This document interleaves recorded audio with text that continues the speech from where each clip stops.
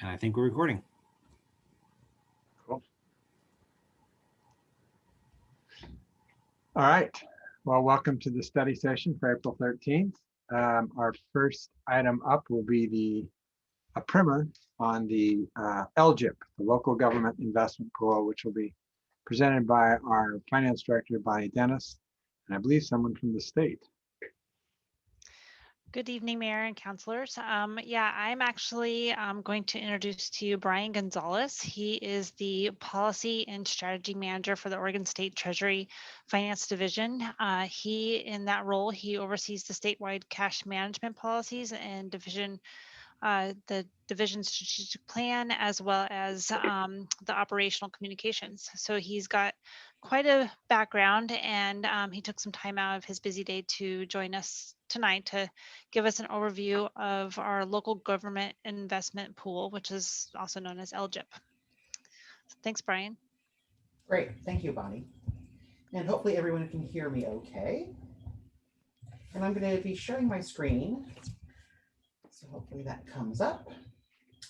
Otherwise, Mr. Mayor, Councilors, thank you for this opportunity to speak with you tonight. Treasury is always proud of the ways that we serve and partner with local governments, and we always appreciate and enjoy opportunities to connect and have some more conversation. So certainly I'm here tonight to share some information about the investment pool and the Oregon Short-Term Fund. But I certainly welcome questions as I go through the material tonight or after. And certainly I'm also happy to answer other Treasury related questions as much as I can. As you might have picked up in Bonnie's intro there, I am not an investment officer. So certainly I can't speak at any detail level around investment strategies or things like that. But certainly if you have any questions tonight that I'm unable to answer, I'll certainly be sure to take those back to Treasury and provide follow-up. So as I mentioned, Treasury does provide a host of different financial tools and services to local governments across the state. And we really are proud to do that, to really help enable local governments to achieve what you all need to do, serving Oregonians each and every day. And so tonight, again, going to be talking about the local government investment pool.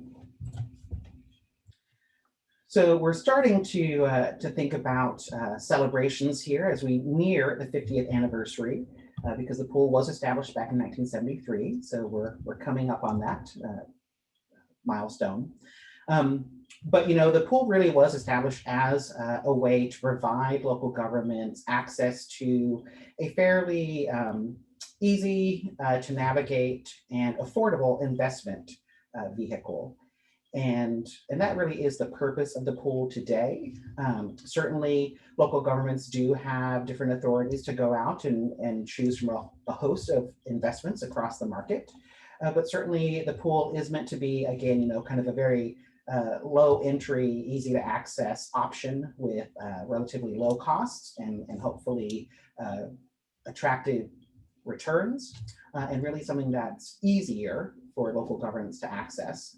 And so because of that, we do have a whole host of different kinds of entities that participate in the pool. Certainly there are eligibility requirements around the pool and when it was created in statute. But we really do have more than 1,000 different local government entities of all different types, whether cities like yourself, counties, school districts, a whole variety of special districts, and even tribes are welcome to participate, although we don't have them participating yet. But I think it really does show when you look at the mix of entities that participate, it really shows just how accessible many different entities find it. And we're going to talk a little bit more detail here in the coming slides about what makes it accessible and easy for local governments. So along those lines, I want to talk about some of the different limitations and allowances related to the pool. One of the main limitations that we do hear from particularly larger entities, including the city of Milwaukee at times, is there is a limit in statute on the overall balance of funds that a single entity can keep in the pool. That adjusts each year at the end of August. That current limit is just shy of $52 million. And that's just a limit on how much you can be putting in the pool at any one time.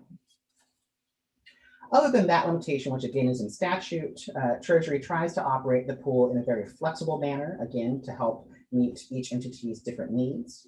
One thing we do like to stress, though, is that the pool really is an investment vehicle. It's not going to replace an entity's like checking account, for instance. It really is meant for investment purposes. That said, we do not limit the number of accounts that an entity can have. And in fact, we have several entities that find it convenient for different purposes to actually manage multiple accounts within the pool. Oftentimes, those accounts are set up to support specific projects, programs, or maybe even bond issuances that the entity is working on. We also do not limit the number of transactions in any way. We don't have a minimum balance requirement. We don't require that funds be held in the pool for any certain amount of time. If you want to put funds into the pool on a Monday and then realize you need them back on Tuesday, that's perfectly okay with us. So again, trying to make it very flexible, again, while recognizing that it is an investment product. One of the restrictions that we do have in place really is about security and protecting against any sort of fraud. And that really is ensuring that any funds flowing into or out of the pool are always flowing between the pool and that entity's own commercial bank accounts.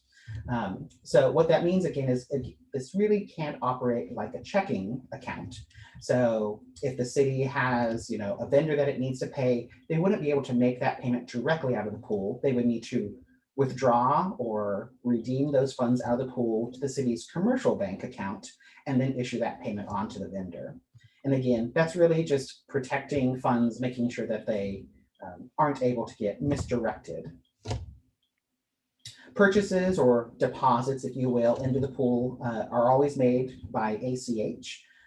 That's a kind of a typical bill pay or direct deposit that many of us are familiar with as individual consumers. Redemptions, though, actually, there are some options that entities have when taking funds out of the pool, withdrawing them. Those can be made either via ACH or even wire transfer. And that wire transfer option is something that many entities appreciate because that really is an immediate movement of funds, or can be. So certainly a same-day option for if an entity kind of has a late realization that they need those funds for other purposes, or if they just want that real certainty, knowing that they're going to move on a particular date, they can use that wire transfer option.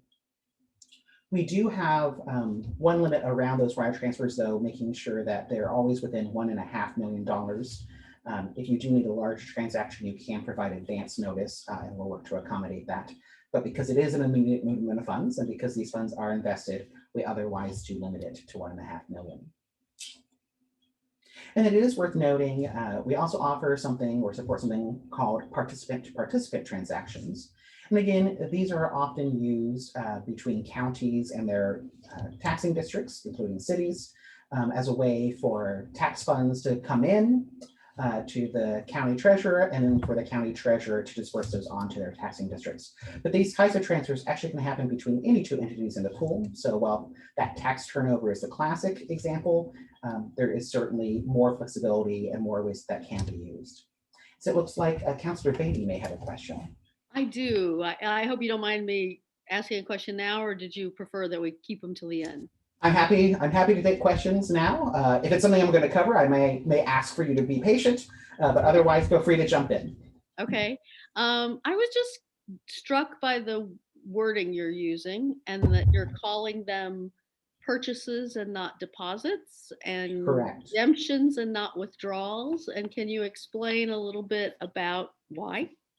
Absolutely. So thank you for that question. Yes, so because this is an investment vehicle, typically with investments, you do make purchases and redemptions with invested funds versus deposits or withdrawals that are, again, really the terminology that you hear with a typical checking or savings account. Again, the pool is not a checking or savings account. It's not going to replace your typical bank account. And so we do use that more investment-oriented language of purchase and redemption for funds into or out of the pool. Okay, thank you. So next I want to talk a little bit about account access. So back in 2017, Treasury actually had a significant project really transforming how we deliver the pool to our customers. And that process involved bringing on board an external firm called PFM Asset Management to provide administrative and operational support to the pool. So really up until that transition in 2017, Treasury directly operated every aspect of the pool. So of course, it's still our investment officers handling the investment side of things, but as far as any customer or client questions, transactions, things like that, that all worked through the finance division where I'm based at Treasury, and we did all that direct customer support. Since the transition to PFM in 2017, they actually now provide more that front-end customer-facing part of the operations. And that brought a number of improvements to the pool and the customer experience. One of the biggest changes there was providing, for the first time, online access to the pool. So again, until this project, now just about 3.5 years ago, all transactions had to be initiated through phone or a fax, not the most advanced ways to access and manage accounts.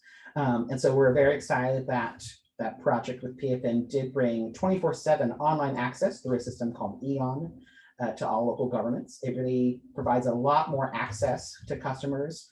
At any point, they can log in, they can view their accounts, they can initiate transactions, update information. So it's certainly a lot more flexible, and I think provides a significantly improved experience for our customers. PFM also provide phone support. So we do have live phone support from 7 a.m. to 4 p.m. each business day. So while PFM is based primarily on the East Coast, we do have a dedicated team of 3 customer support specialists who work with Oregon customers and provide that support in those hours each day. And I know a lot of our customers have excellent feedback anytime we ask about that customer interaction. And I know PFM puts a lot of resource attention there and is rightfully proud of the service that they deliver to our customers. Next, I want to talk a little bit about the Oregon Short-Term Fund, because when we talk about the pool really is a term that defines the group of people, the local governments that are investing, but ultimately those dollars are all being invested in the Oregon Short-Term Fund. And so it's always good to understand that underlying investment, where the funds are actually being invested, how they're managed. So the short-term fund, or the OSTF as it's often called, is the primary investment vehicle really for state governments operating monies.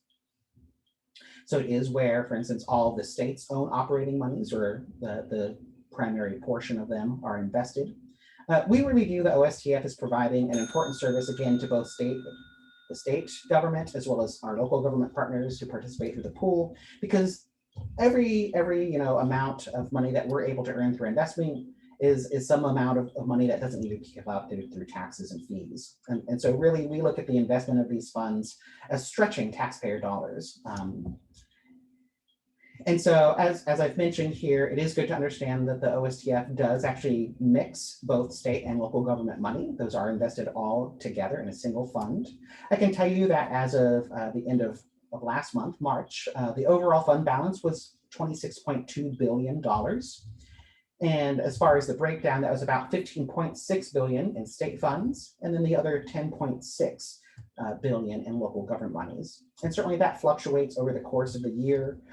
Again, we tend to see a significant increase in local government monies, in particular around November during tax collection times. And then we typically see those funds, that balance, being spent down over the following 11 months as governments spend down that annual collection of tax revenue. And it is good to understand that the OSTF is invested in different fixed income securities. So again, it's designed to be a very safe and stable investment, though again, it is a true investment. And so like any investment, there are risks. I'm going to talk a little bit more about that in a moment, but next I wanted to just highlight some different roles relative to the pool and the fund, make sure that everyone is kind of aware of the different entities that are involved in all of this, because there are a lot of moving parts. So certainly at the top, we have the Oregon Investment Council. And that really is an important council that sets investment policy and portfolio rules for a whole host of government investments here in Oregon, but specifically including the short-term fund. There's a separate public board called the Oregon Short-Term Fund Board. That's a group primarily of local government representatives, actually. And they advise the OIC on any management related to the short-term fund and work very closely with Treasury staff also to review local government investment policies. So certainly where local governments are wanting to pursue other investments outside of the pool, there's a process that they can go through with the board to review and get comment on those policies. And that also allows governments to then access a wider variety of investments if they go through that process. As I've already mentioned, Treasury's own investment division are the folks actually managing the true investment of the funds. So while PFM provides that kind of customer front-end support, all the investment management is happening by Treasury staff. Then Finance Division, again, where I'm located, we're really administering the pool, doing things like reviewing eligibility for new entities, monitoring PFM and its role as our support agent, and otherwise providing cash management services to state agencies. I've already talked about PFM's role, again, providing that more front-end customer support. State Street Bank acts as the true custodian, and that's true for all state investments or most state investments. So again, local governments don't really have direct interaction with State Street Bank in that role, but they are an important player in how the overall funds move and are invested. And then I'm sure no surprise, but if we talk about some of these other functions, of course, the Oregon Department of Justice and the Attorney General acts as legal counsel for Treasury and these other public bodies. And then the Secretary of State acts as the auditor and certainly reviews the short-term funds financial statements on an annual basis. And of course, can always choose to otherwise audit Treasury's own operations or those of our lenders. So again, you can think of it, it takes lots of actors to make all of this work behind the scenes. Next, I want to talk a little bit about the short-term fund and the investment objectives. And those, again, really are spelled out in the portfolio rules that the Investment Council has set and adopted. There are three primary objectives, and they are listed here in priority order. And so first and foremost is preservation of principal. Again, the idea with the short-term fund is it's where governments, again, state or local governments, operating funds can be invested. And so certainly, as much as possible, we want those investments to be relatively safe so that any risk of loss is minimized. Liquidity is also key, though, because of course, these are operating funds. And so, the short-term fund, we don't want things locked up for longer investment horizons because this really is the liquidity that governments draw on throughout their course of business to meet day-to-day needs. And we need to make sure that we can meet those needs by having very liquid investments. And lastly, of course, is yield. As I mentioned, that's really, of course, the utmost goal of investing is to increase your principal by return or yield.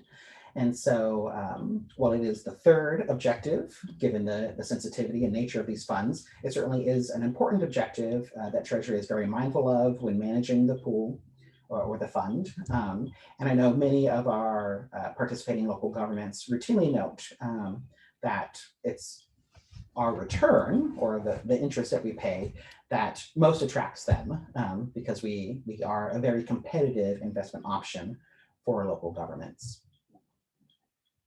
That is worth noting as I make that comment that the state agencies, they are what we really consider captive customers.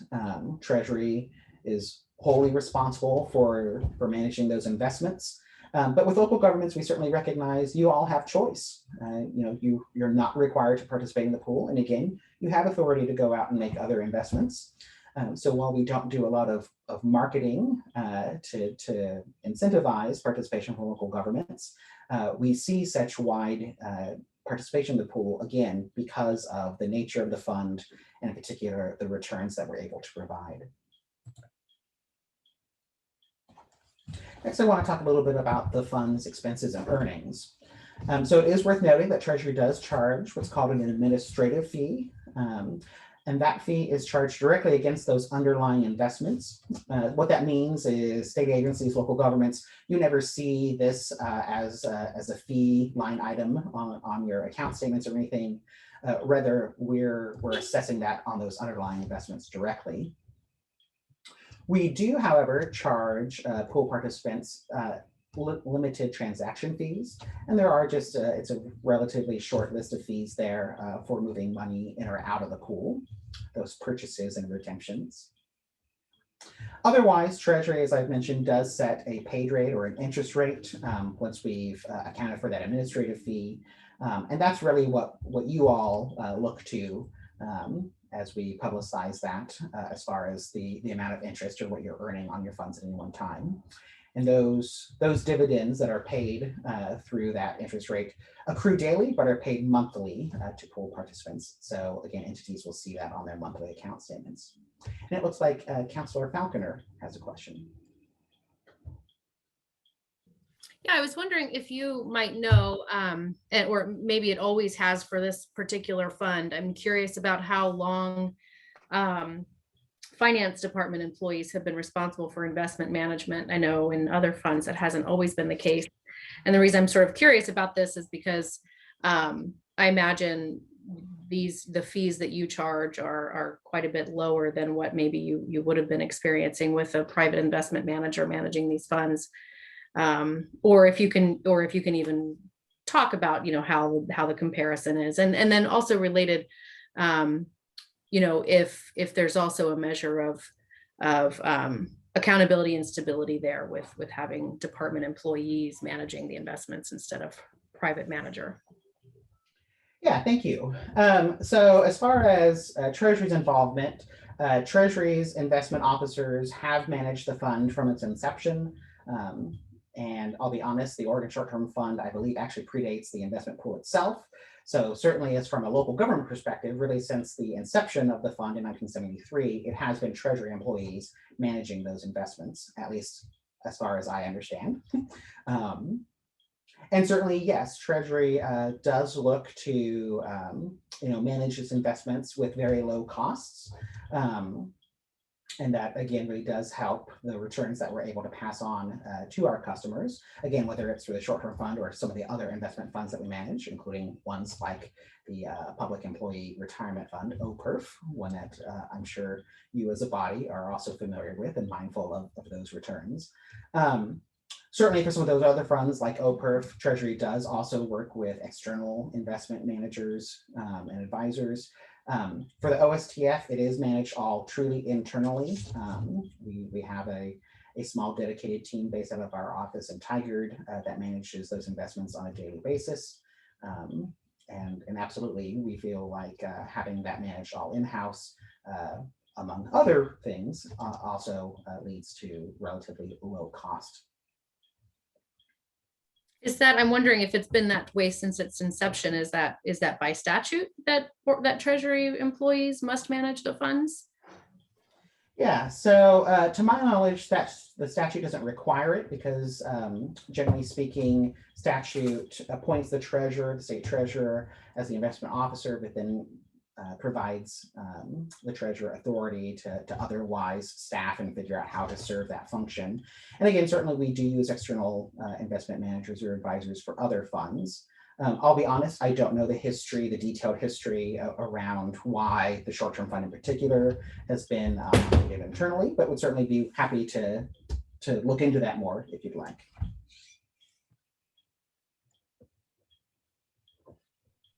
More of a curiosity.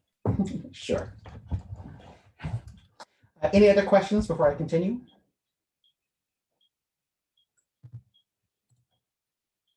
Actually, there we go. We're at the end anyway. So I'll stop sharing my screen so I can actually see your faces. If you do have other questions, again, happy to take those. And if there are others that I can't answer, I'll be happy to follow up. I have a few questions. Yes. So, well, so what's the current interest rate that's being paid out? You know, I should have had that one written down. Let me pull it up here real quick. I think it's about 0.6%. I was gonna say it's As of March. I just looked it up this morning. Yeah. yeah, so 0.6% as of March 1st.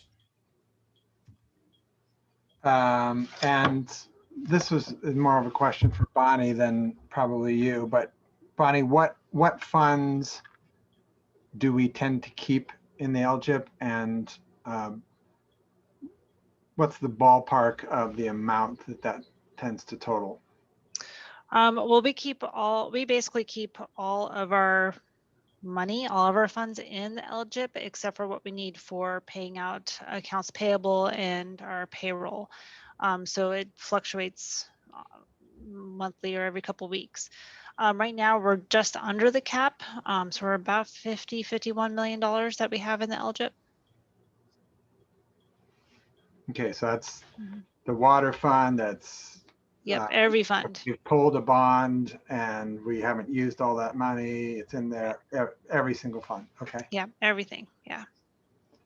Not everything. We do have another investment outside of the pool, but it's $2 million, and it was only because we were outside of that cap for LGIP. But that is actually earning like 0.003%. It's super small. Okay. And then back to the sort of, I think you called them operating principles. Was that you had 3? The investment objectives, yes. Investment objectives. So that's it. Otherwise, the investments can be placed in gun manufacturers, tobacco industry, oil and coal industries, virtually anything that is deemed as a safe investment. So thank you, Mayor, for that question. So first, it's worth clarifying, again, I think I briefly noted, but I didn't spend much time because, again, I'm not one of the investment officers. But, you know, the short-term fund is invested in fixed income securities. So it's not invested in stocks. So that's one, I think, important thing to understand. So certainly the fund is not purchasing stock of any particular company. As far as those income securities, certainly there are more detailed investment rules in the portfolio rules. And I think I shared a copy of those with Bonnie. They are otherwise available on the pool's website. Certainly any government or customer or any member of the public can go out and see what those further rules are. And we also provide more detailed reporting about what the underlying securities are. But again, those are truly fixed income securities, things like treasury bonds and other types of fixed income securities, and not stocks.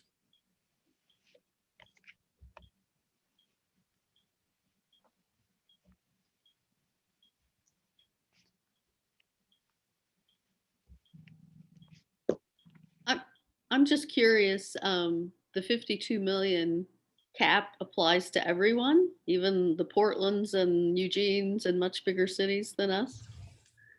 Thank you, Counselor. So yes, the cap is universal. It doesn't differentiate between the type of entity that's participating in the pool. There are some limited exceptions to that cap spelled out in statute. One of those relates to for instance, to bond-related funding. So again, we know oftentimes when you issue bonds, you may have a large, inflow of cash. And so there are, again, some exceptions. Some of those sections really just allow entities to exceed the cap for a short period of time. Again, noting that funds in essence are passing through the pool. But otherwise, that cap does apply to all entity types, yes.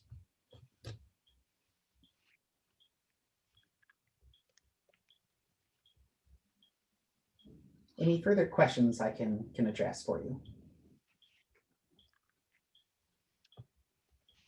Well, thank you again for this opportunity. Certainly always encourage folks to reach out to Treasury if you do have more questions. Like I said, we enjoy connecting with our customers. It's been a pleasure to get to know Bonnie a little bit more in these last few weeks and talk a little bit more about how the city is using the pool and other investment options.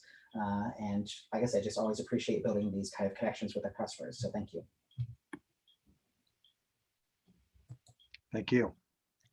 Thanks, Brian. Bonnie, when you get a chance, would you send a link to where those securities are so that we can Yeah, yes, definitely. those are? Thanks. Just so people know, generally that means that we're receiving about $400,000 in payments over the course of a year by keeping the money inside of this portfolio. So 80,000 of that goes to our general fund. The others go to our utility funds and other fund balances. Thank you so much. All right. Our next item is city finances update, which is also going to be led by Bonnie Dennis. Okay, let me see if I can share my screen here.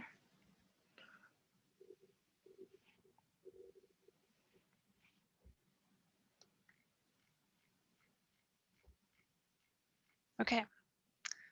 Do you see my PowerPoint slide? All right.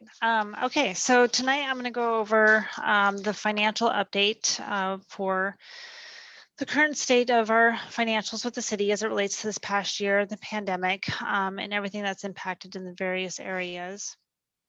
Along with the update, I'm going to talk about the American Rescue Plan Act, which is ARPA. And I'm going to go over to what that means for the city of Milwaukee, how much we're going to receive. And then lastly, I'm going to touch base on the recovery plan that staff is recommending.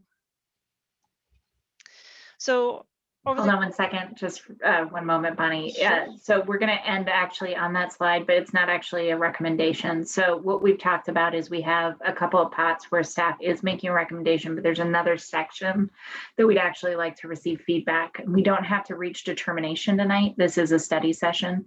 We just wanted to initiate the conversation and get some general direction from you before we take any further steps. Thanks.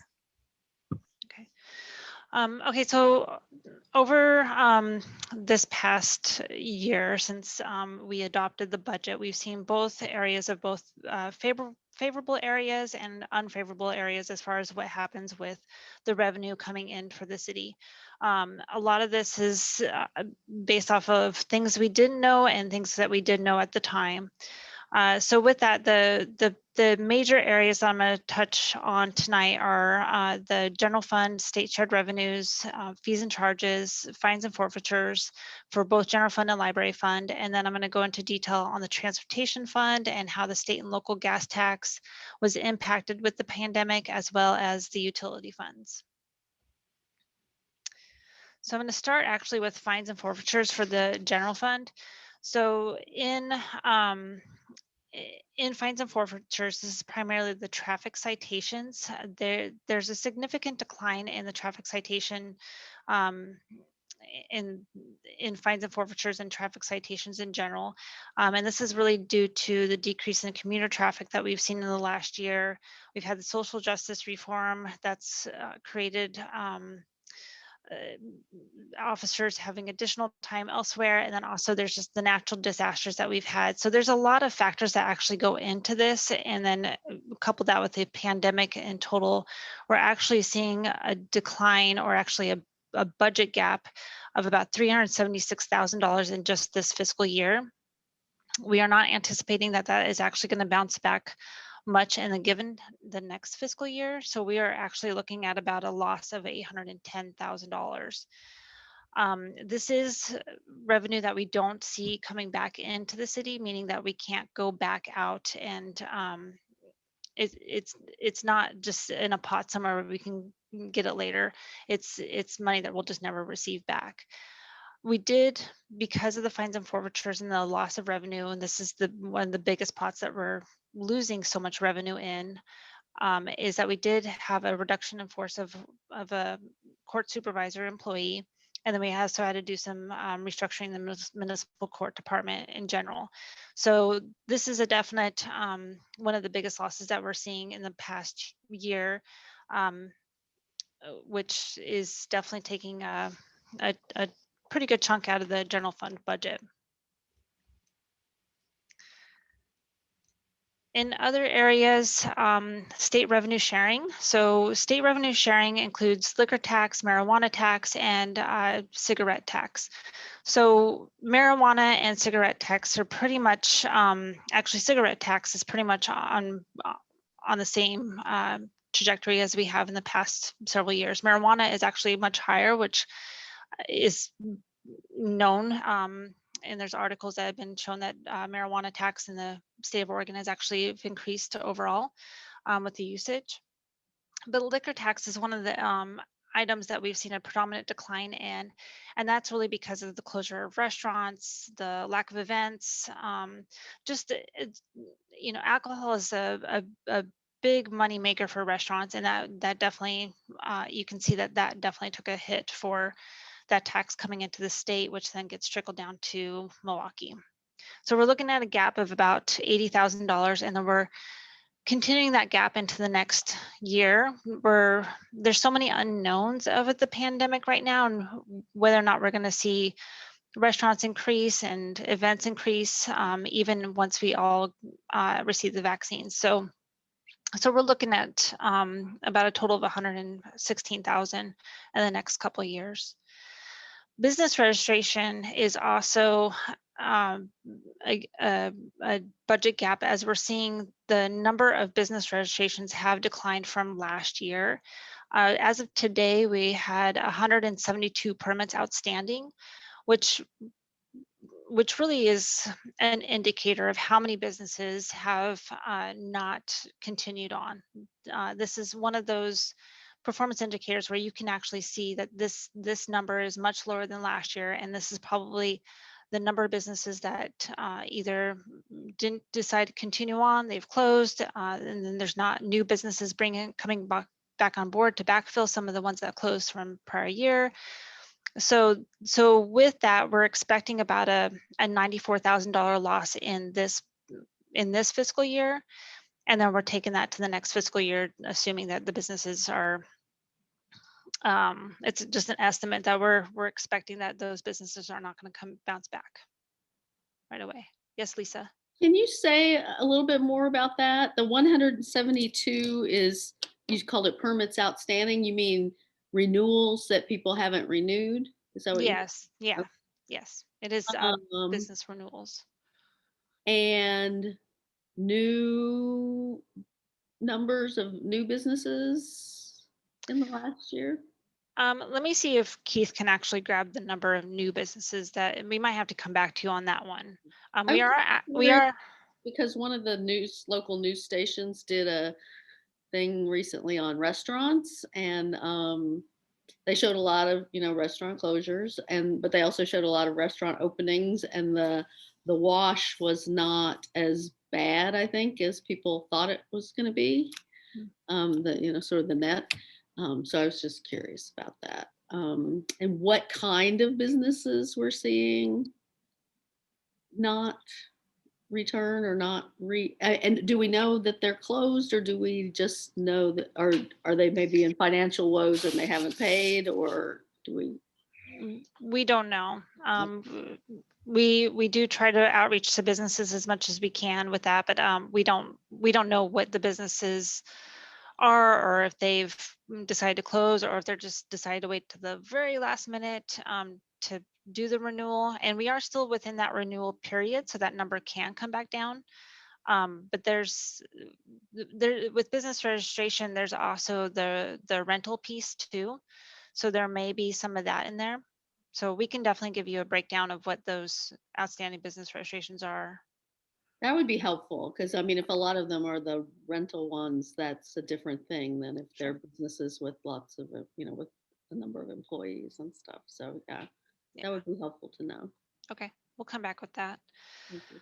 The next item is the parking permits. As you notice, downtown parking is pretty light, and so a lot of businesses with all their employees staying home or not working in the office, parking permits are not one of those things that businesses have been needing. So we're looking at $57,000 loss in this fiscal year, and then $40,000 in the next fiscal year.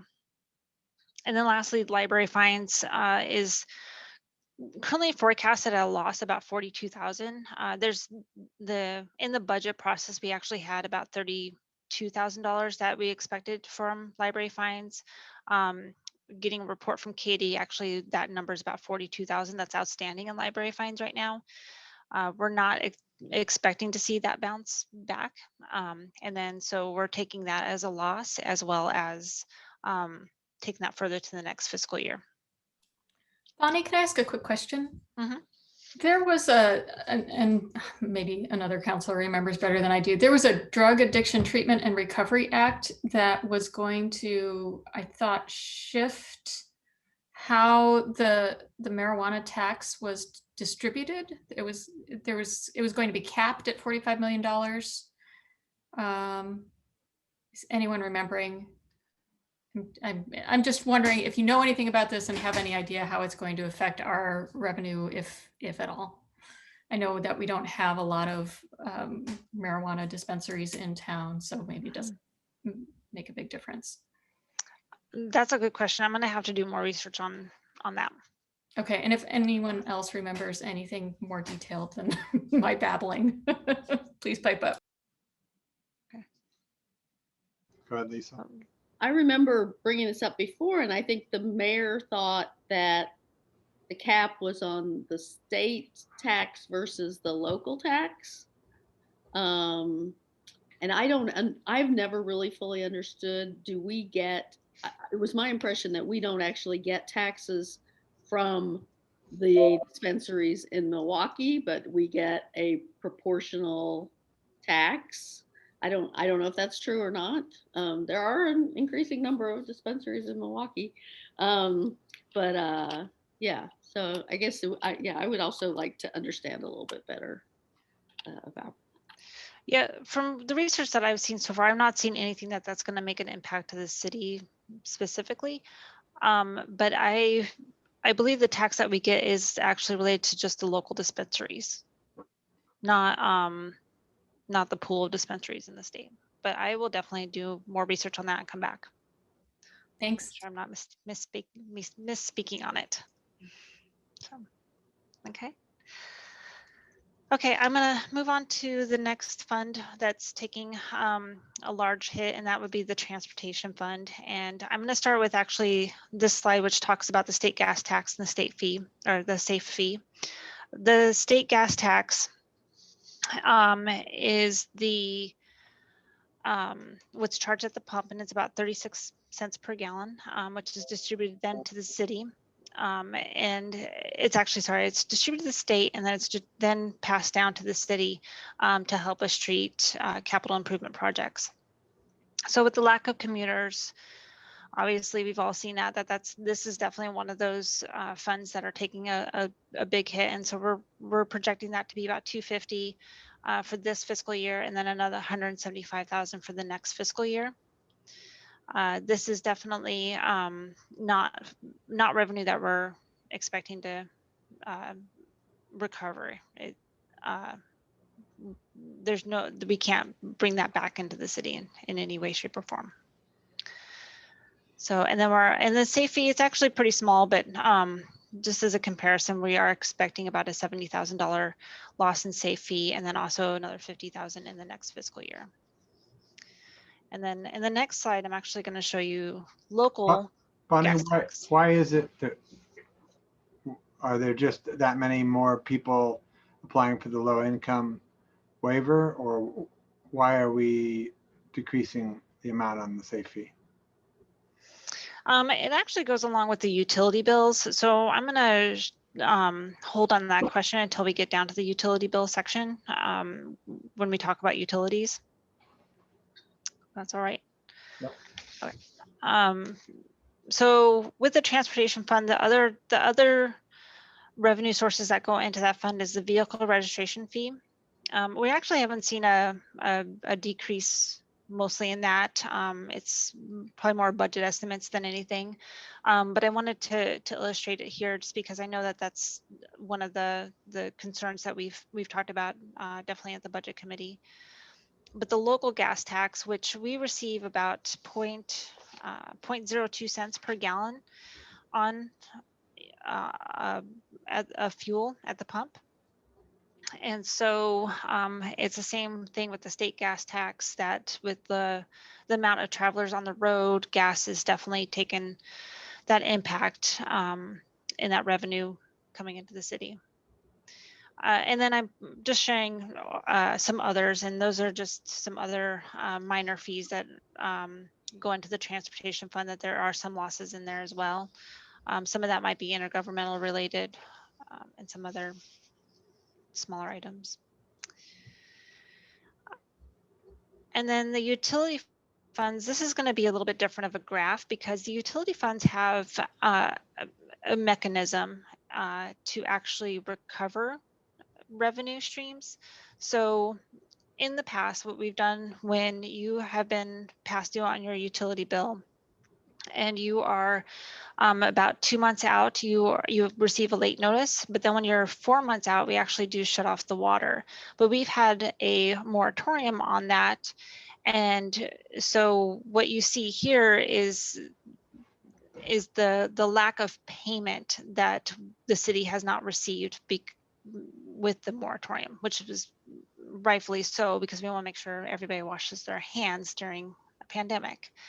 But the main issue that you'll see in this fund, it's the revenue was earned. So when you look at the actual profit and loss statement, you'll see that the revenue is earned, and you'll see the fund is actually balanced as a whole and actually doing quite well, because we've actually seen a increase in usage.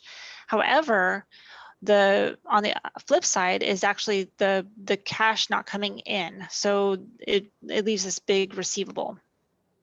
And with that, we've seen a comparison. So you can see water of this time last year, we had only $1,400 as a receivable on the books, and that is now jumped up to $80,000. So in total, with all the funds, you're actually looking at about $275,000 increase in the receivable, and that's outstanding cash that we have not received of customers not making payments.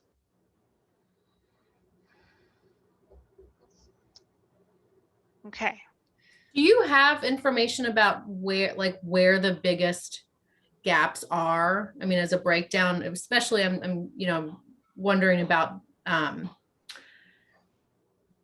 commercial industrial versus residential. I mean, maybe not. I don't know if you've got a way to communicate that as a percentage, or like number of customers. I don't know what would really illustrate that for me, that would actually answer the question that's in my head that I'm not articulating very well.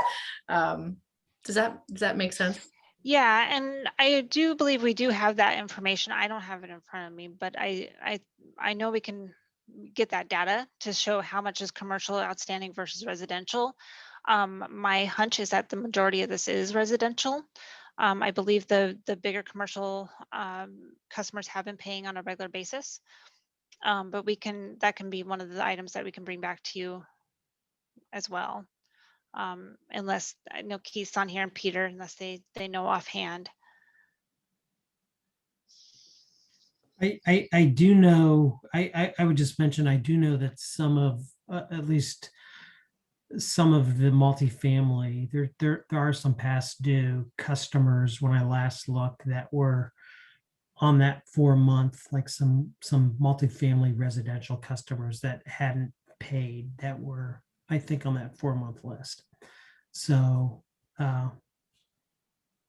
everybody, some of the larger customers are on there, but it is, Bonnie's right, it's primarily residential customers that we've seen the majority of that money.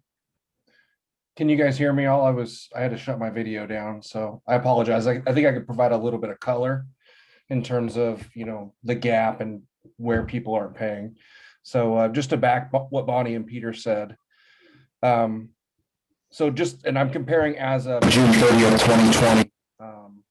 So then, roughly 9 months ago, we had 10 accounts that were over $1,000 past due. 8 were businesses, 2 were residents. That total was about 29,000 in total. Today, or as of 3/31, it's 25 businesses and 126 residents that are over 1,000. $1,000 past due. And when I say past due, I mean 4 months, the same data we're presenting here. That total is 224,000. So to go even granular, we have another 500 or another 100 accounts that are past due, $500 to $1,000. That total is 68,000. The same time last year, or 9 months ago, it was about half that at 32,000. So we've seen quite a deterioration, as I like to call it, in terms of the health of our aging, or the collectability of the services that we've provided. So but yes, primarily residents, but quite a few businesses, and the businesses do make up the bigger chunk.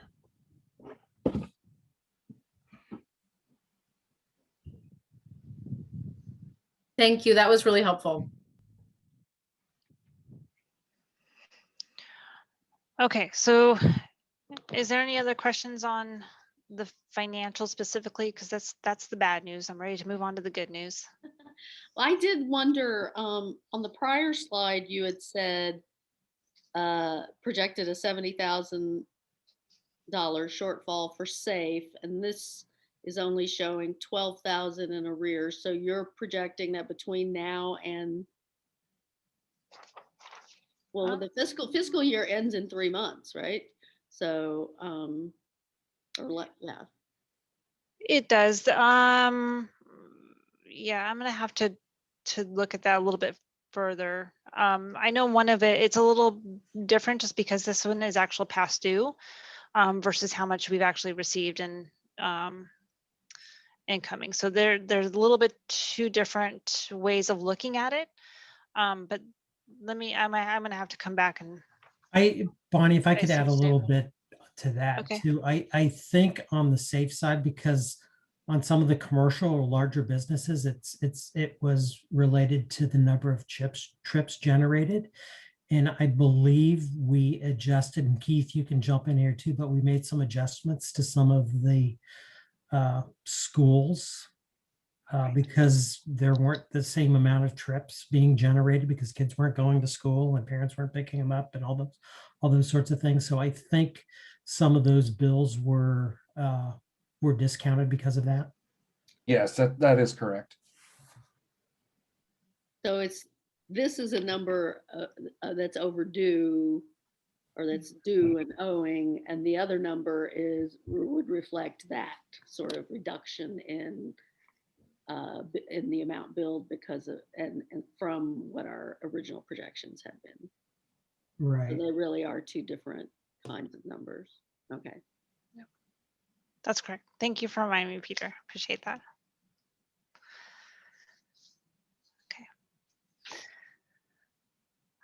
Okay, so the good news is that during the past year, starting in June of 2020 till February 2021, we did receive about $1 million in CARES Act funds.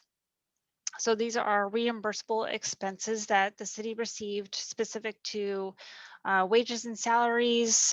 We used it for personal protective equipment, computer equipment that we needed. And then we also used it for utility assistance, rental assistance, and some other business relief assistance. In that, there's about $797,000 that were specifically to the general fund. The rest of the funds received, library was another big one that received about 112,000, and then the utility funds received the remaining. But we also learned recently with the American Rescue Plan Act that was enacted in March, that the city is going to continue to actually receive more dollars. In total, just a general overview of how ARPA is that the act calls for a distribution of about $1.9 trillion. And then in that, the state and local fiscal recovery fund is what they call it. And within that, $350 billion is going into that for emergency funding. And within that is $130 billion going just directly to local governments. The state of Oregon is actually receiving $4.3 billion in that. And then then the city's distribution is actually, it's based off of a formula, and the city is actually receiving 4,280,000 according to the latest reports that we received. And it will come into 2 lump sum payments. We should be getting one probably within the next 6 months or so, once they've verified the number through their through the federal office. And then we'll receive the second tranche. It sounds like exactly a year from the first tranche. There will be ongoing reporting requirements. There's going to be, obviously, with grant money, and what we've seen with all of our grant money, regardless of dollar value, there is going to be an in-depth reporting process that we're going to have to maintain. And it'll be a little bit different than the CARES Act because we actually receive reimbursement. This is a lump sum, so we're going to have to really keep track of payments as we make them, and make sure that we are actually using those dollars towards the requirements that are within ARPA. There is a certification process that's required, meaning that that the executive board basically has to sign off on the use of the funds, and that will be monitored with our external auditors, and we will receive a single audit, which we're the finance office and everyone here has seen the single audit is pretty common when we have federal expenditures over $750,000, which we just got done with one with the CARES Act. And then also with speaking to our external auditors, the legislation can change. Because it's so quick and so fast and everything is moving without very little guidance up front, that there is a possibility that something might come up later and change things for us. So these are things that we're going to keep an eye on as we continue to receive these funds and expect both the lump sum payments. So there are specific eligible uses that you can use with ARPA, and the main one is revenue recovery due to COVID-19 impacts. The second one is expenditure recoveries. If, for example, we've spent more on personal protective equipment and we've already used all of our CARES Act funds, then this is something that we need to consider as a pool of money to recover ourselves from that. There's also small business assistance, utility assistance, other economic recovery. There's premium pay for essential workers, and then there's also infrastructure investment projects for water, sewer, and broadband. And this is strictly from the Act itself. And then there's restricted uses. So you can't use it to offset tax reductions or delayed tax increases, and you can't put it into pension fund deposits. And the best way to describe that is that the pension fund is that usually that means that you had a problem with your financials long before COVID happened. So they're basically theirs in the legislation. The act itself is basically saying if you have a problem, this is not going to fix past problems. This is based off of what the problems are from COVID-19 and the pandemic. So with the overall ARPA and CARES Act from the general fund, we're looking at about $4.8 million. And with the fund balance shortfalls, it's the revenue losses and the expenditures, and then a built-in contingency for all the things that we don't know that could and couldn't happen yet. We're looking at about $2.8 million of that 4.8 that needs to go to the fund balances. So help me understand that.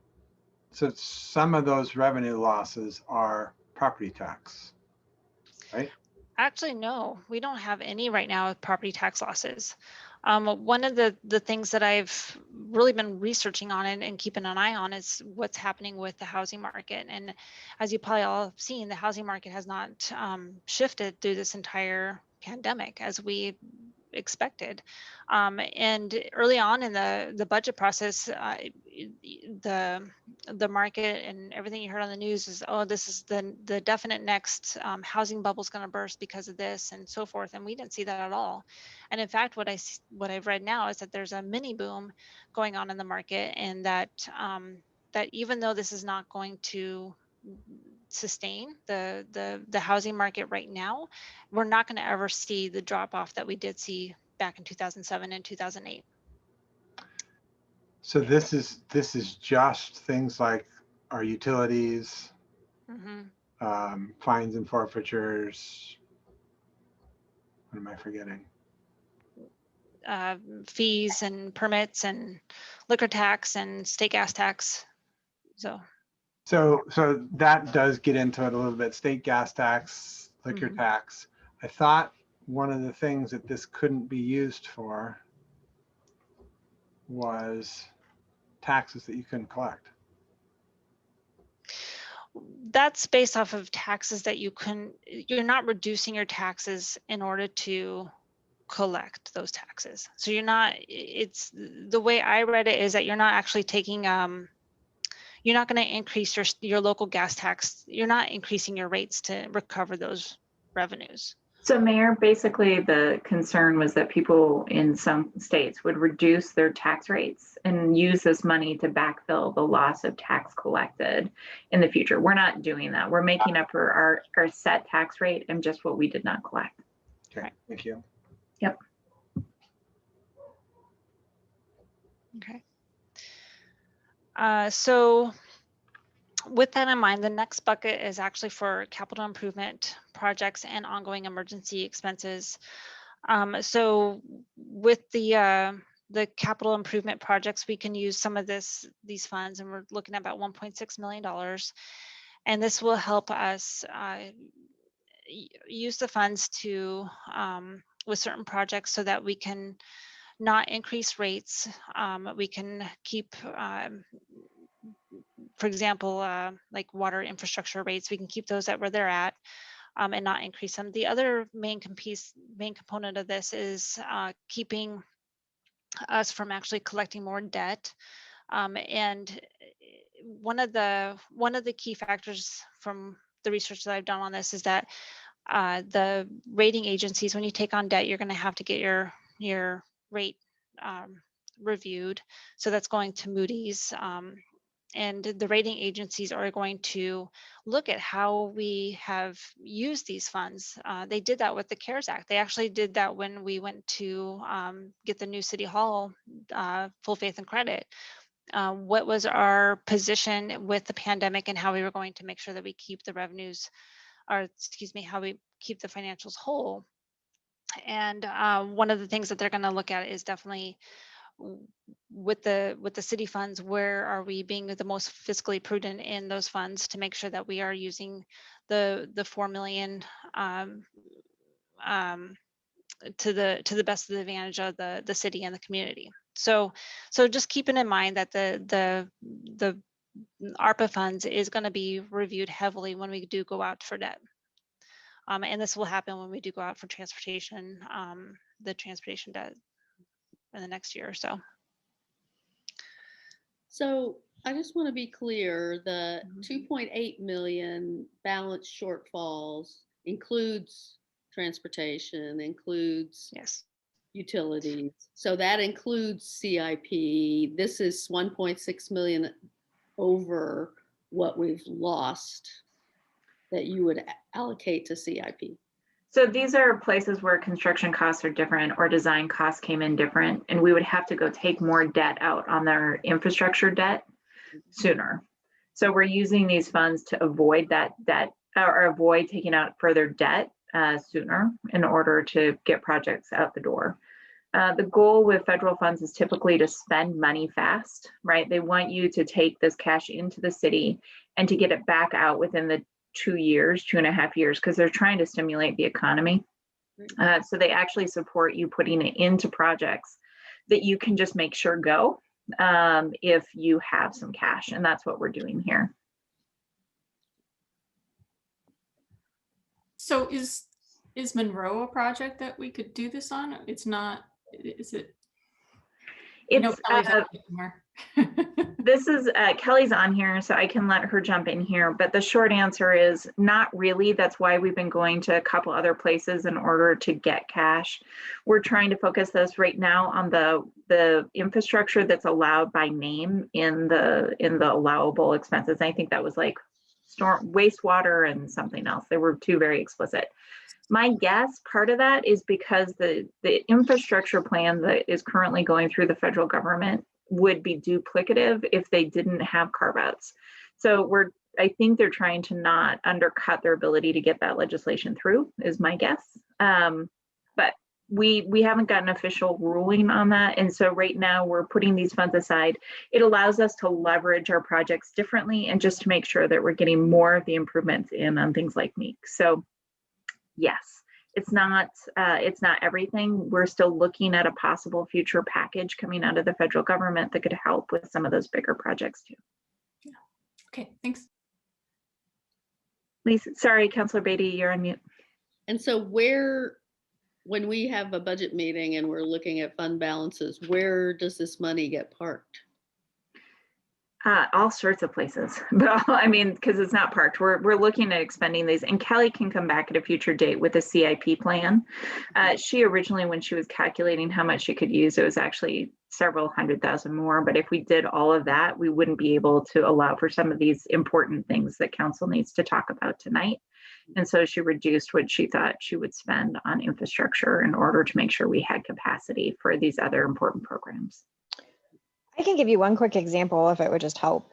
Would that be helpful? So when we were dealing with the cost increases on McBride due to the contaminated soil, we pulled resources from Ardenweld North that were water and sewer out of that project. These monies allow us to backfill and make Ardenweld North whole to keep that one kind of moving. So that's just one example. But I am trying to, and I'm working with Steve and Jen and Peter to look specifically at how can we best leverage additional water and sewer funds just across the whole CIP to help kind of restore previous cuts, keep things on track. And then, as Ann mentioned, any opportunity we have to forestall the next debt issuance is good. So, but the goal is really, if you're asking where it would park, we're looking at our program CIP projects, the ones that are in our adopted budget today. Kelly, you just said something that caught my ear, just thinking about where interest rates are right now and how long they'll hold at that level. And I know that we're talking about crystal ball gazing here, but does it make more sense to take out the next tranche while interest rates are at like whatever they are, 1% or whatever it is? I think that's a great question, and I think it's a smart question, and I rely on my smart friends in finance to help me think that through, because I do think that's kind of what this whole exercise is about, right? We have these additional revenues which have come in, which are really great and really helpful, and how can we be as smart as we can be about using those in the right places without foregoing other opportunities that might come through surface transportation reauthorization, or how can we be smarter about our debt financing? I think this actually helps with that question. But I appreciate you asking. I don't have the answer exactly, but I know that Bonnie is looking at that and kind of advises us too as we go. Kelly, can I add something to that too? So, the CIP did anticipate that we were going to do a bond for, I think, $2.5 million for stormwater, and then I think there's a subsequent one for the SAFE program as well. So I think I think what we're saying is, we had a number there in the budget for those bonds, but this allows us to not increase that amount that we're going out to and what we budgeted for. Even though costs are increasing, is that what you're saying? Yeah, I mean, this money here covers some of that increased cost that we found. Huh. Okay. But I do think we're coming back to talk well, SAFE and SSMP specifically with you all in May. I think that would be a good time to sort of just look at, okay, what do we now understand about these programs and the costs and the different ways that we're paying for things, and what are some smart decisions and choices we can make moving forward. So I will have more conversations with Peter and Bonnie about kind of the debt financing, I think, heading into that.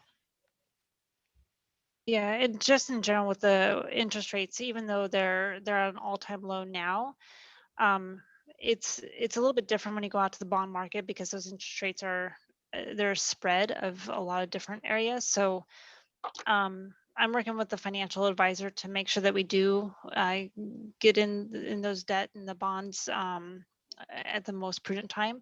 But it's not between now and May, the likelihood of those rates being increased substantially are pretty slim. Thanks. At least that's my prediction. So hopefully that's correct. We're holding you to it. You never know, but especially after last year, right? Yeah. Okay, so moving to this next slide. So the next area is options for community assistance and additional city priorities. And we have about $400,000 that we can allocate to that. And this is the area where we can put it towards rental assistance, or we can look at the more business relief assistance. And then if there's any others that that might be important for council to look at. So these are just a small tidbit of that. And then just to kind of summarize it up before we go on to more discussion on it. The next steps from here is just really discussing the recommendation, the optional areas where we can put funds to, and then just receive direction from council on the steps forward.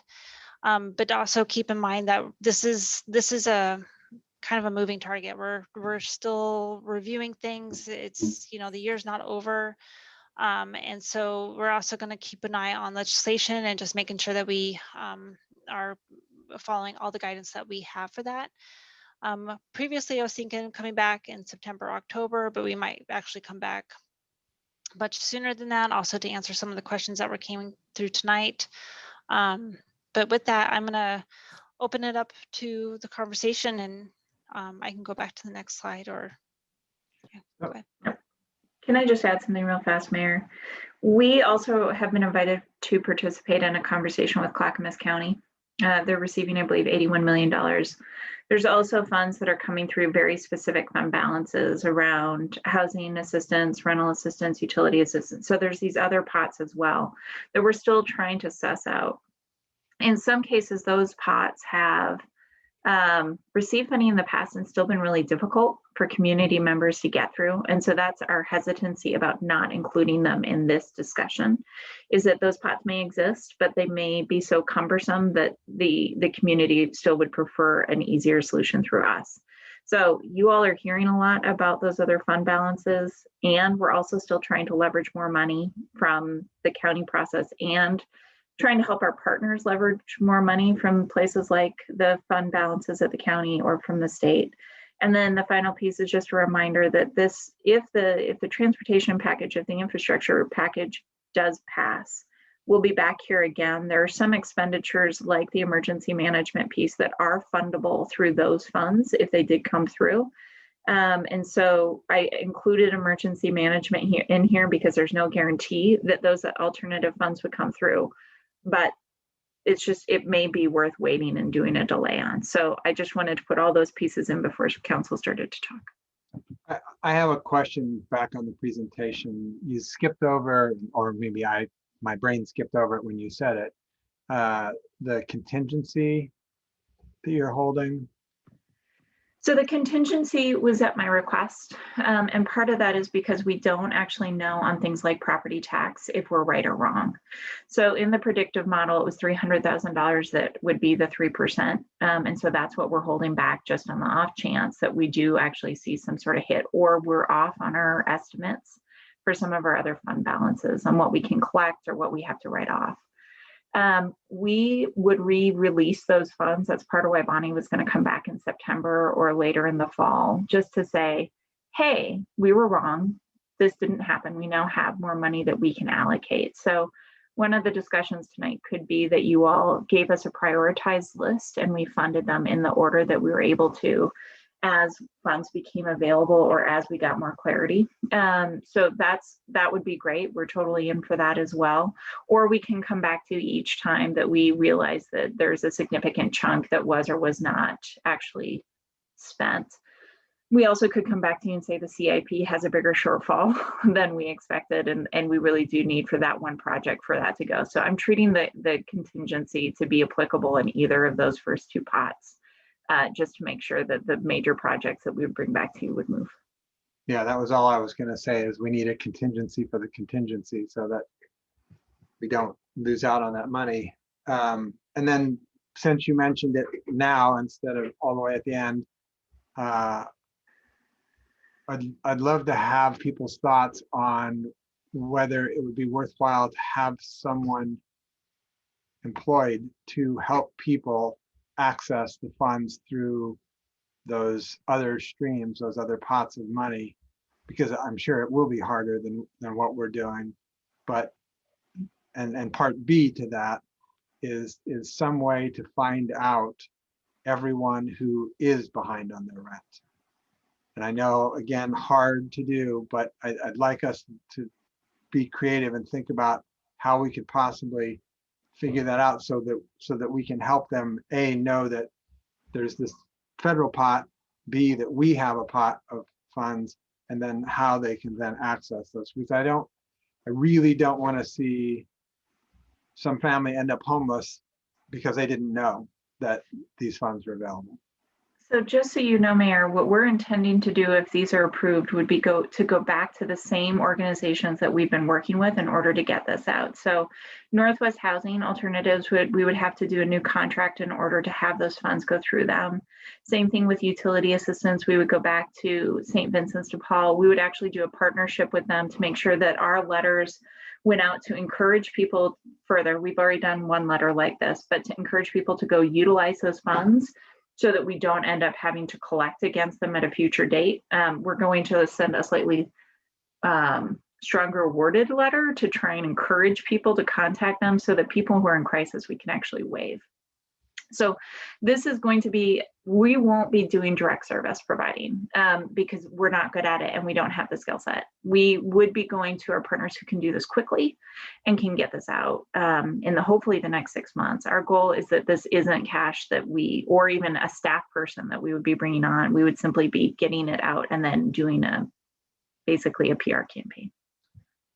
Okay, I can buy that we're not necessarily good at managing that output.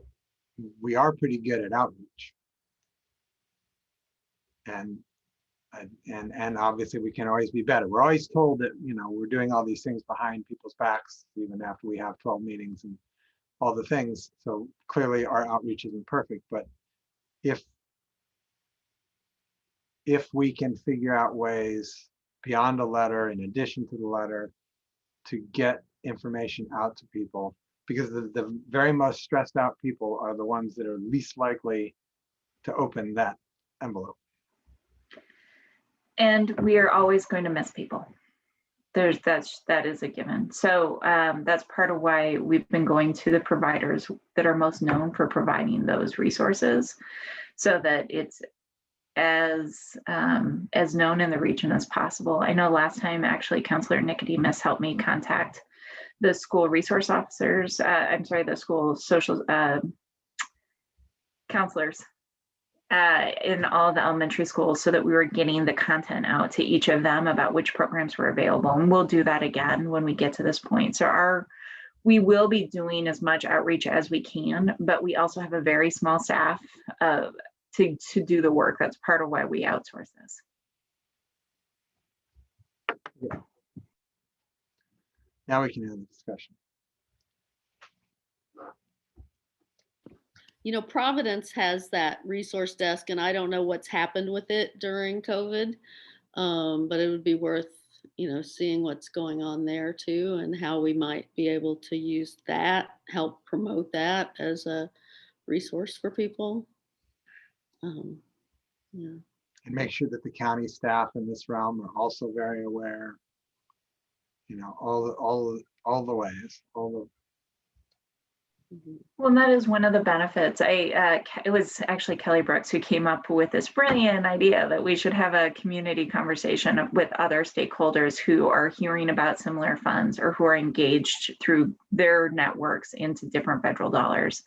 And then Gary beat us to the punch. So he is the person who's actually going to be running that for the county, which is great. And it means that the regional player is actually leading the discussion, which I think is critical because they have the most resource and then the most ability to pull the most partners together.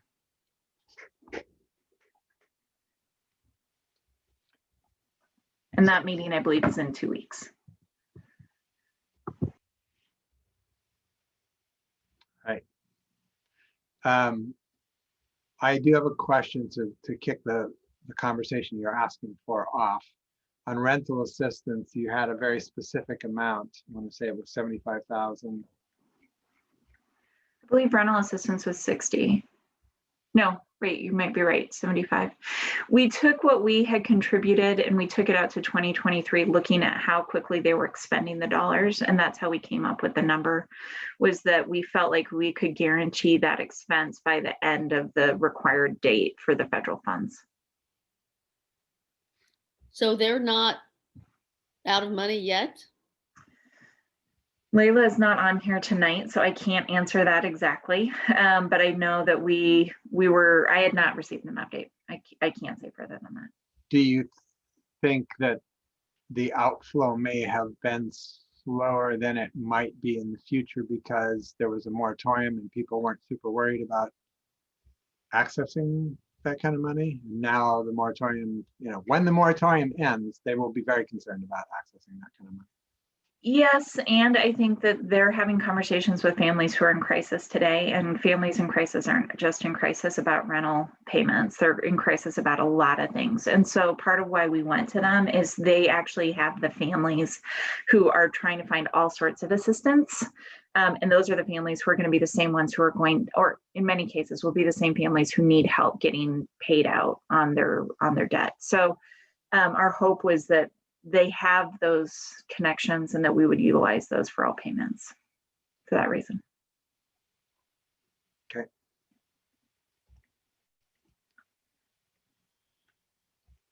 Like that.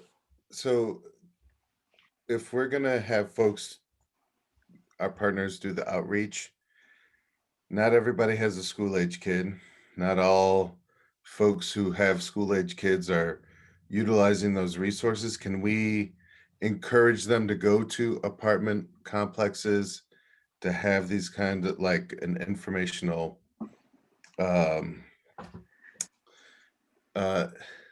just getting the information out to the folks who live in those apartments?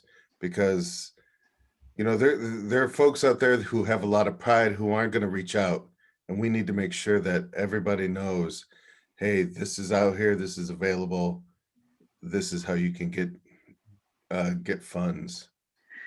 I'm not going to pretend to be an expert on how to do that, but I will have a conversation with Northwest Housing Alternatives about it. So that's my first commitment. The second piece is we'll be putting this into the pilot and into all of the tools that we have for the direct outreach once you all make the decision about where you want to put the funds and how to connect into those.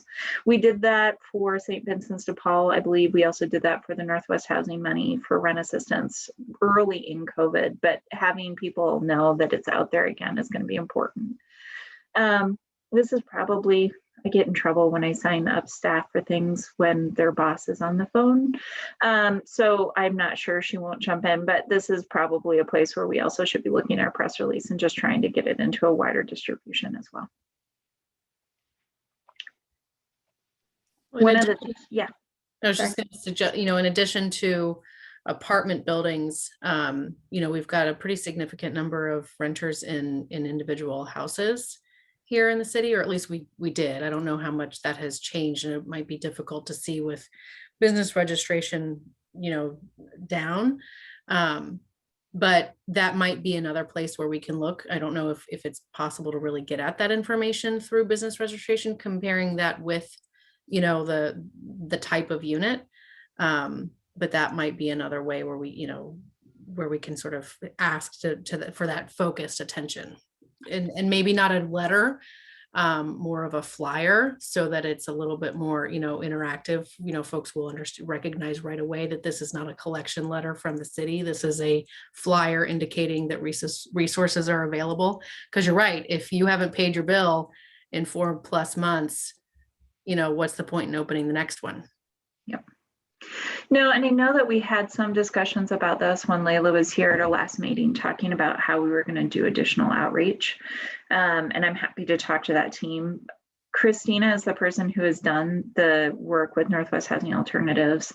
And I'm happy to talk to her about what's worked or hasn't worked. I think I'm just being honest about how much staff capacity we have for direct interaction and direct ability to get word out, because I don't want to promise something I can't do. It is an incredible lift. And I think it's an important one, but it is why engagement's hard, is because the best engagement is one-on-one engagement. And we just don't have the staff capacity to provide that. So yes, I hear the flyer concept, and I'm open to that possibility, and I'll talk to the team about it and see if there's a way for us to get a distribution that works.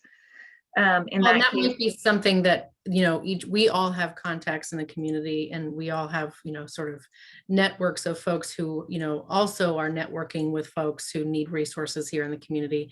And a flyer would be something a lot more accessible for me to be able to distribute and share to, all the folks that I know working in the community, with folks who are experiencing homelessness. And I think that actually is probably a great solution, namely because I know who some of your contacts are, Counselor, and they are individuals who are working regularly with families in crisis. So let me talk to the team, and we'll be in touch. Well, and a flyer could go at the farmer's market, at the booth where people who are using SNAP benefits come to get their SNAP bonus. So I mean, a flyer could be useful lots of places. Could go to I any, think all we're of the making food a lot banks. of assumptions about folks are going to be picking up flyers. I think a good way is, and I know I hear what you're saying, Ann, about capacity, but getting volunteers to man a booth at Winco, man a booth at Safeway. Hey, do you know this? And FaceTime, because that's the way people are going to learn about it. They're not going to pick up a piece of paper and read it, or I mean, once again, make an assumption that they can even read. I mean, we have to get out in the community and like literally shout at folks and say, this is available. I agree with you, Counselor Nicodemus. I think that part of I'll volunteer. You'll volunteer. Okay. Well, and I think part of it is we're still in a pandemic, which means that I'm limited on how I can put people into a situation where they're doing face-to-face interactions. I'm also trying to volunteer activities end up taking far more time than anybody gives them credit for, because the organizing of the volunteers is substantial. So I hear you on all of it. And believe me, I would love to make, here's my guarantee. Every penny will be gone. I'm not worried about that. Every single penny that you all put towards this, if you put $400,000 towards 2 programs tonight, we will guarantee that it is out the door to families in need, or to individuals in need, people in crisis. I think that there will be far more demand than what we can provide in terms of funding. And I also want to make sure, this is a part of the discussion we had with Northwest Alternatives, is we very specifically on our rent assistance made sure that we were the in-between money. And I don't want to drive everybody to the in-between money if there's a more lucrative pot that can fund most of these families. And we're really trying to service a niche market. So my other caution is that the more I do that, the broader I go, the less likely it is that we have enough cash to get to the people who otherwise are going to fall through some very specific cracks. Well, I thought though that Northwest Housing Alternatives was also tasked with making, that was part of the eligibility criteria, right? Is that you don't qualify for these other funds. So, but they also were clear with us when we had this discussion that they could not field all the phone calls for the people who should be calling Clackamas County. And so they said, we need to make sure that you're not actually sending us everybody, because if you send us everybody, this isn't enough overhead cash in order to support the program. So it's a dance, but I do a couple of things. So one is Counselor Nicodemus, I'll have this conversation with the county too. So when we meet with them in 2 weeks about how they're doing their engagement strategy, they are the team with the most resources to be able to provide these services, and they're the human service delivery system. So I will ask them how they are planning on getting out to individuals and if there are opportunities for more engagement on their end. I'll also talk to Northwest Housing about what they're comfortable with to assure that we're meeting. I can't have them back out of providing the service for us because they don't feel like they can, because we put too much on them for too many calls, too much volume, too much whatever that is. So I will have all of these conversations. I just wanted to be really transparent with you about the limitations so that I'm not disappointing you all in the future on it.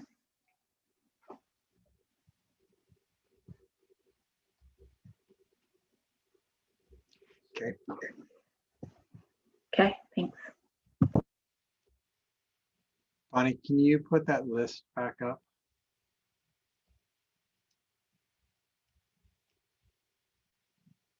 It is also on page 6 and 7 of the packet. SS 6 and 7. Yep. Good job. Thanks.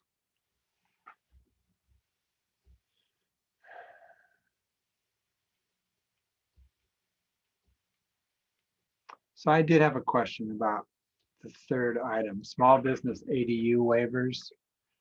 I've never heard. Oh, it shouldn't say small business ADU. It should say small business SDC. Okay, that answers half of the question. Yeah. So the other half is it's a system development charge, which in most states is called an system impact charge. What impacts are being created by, say, Chan's having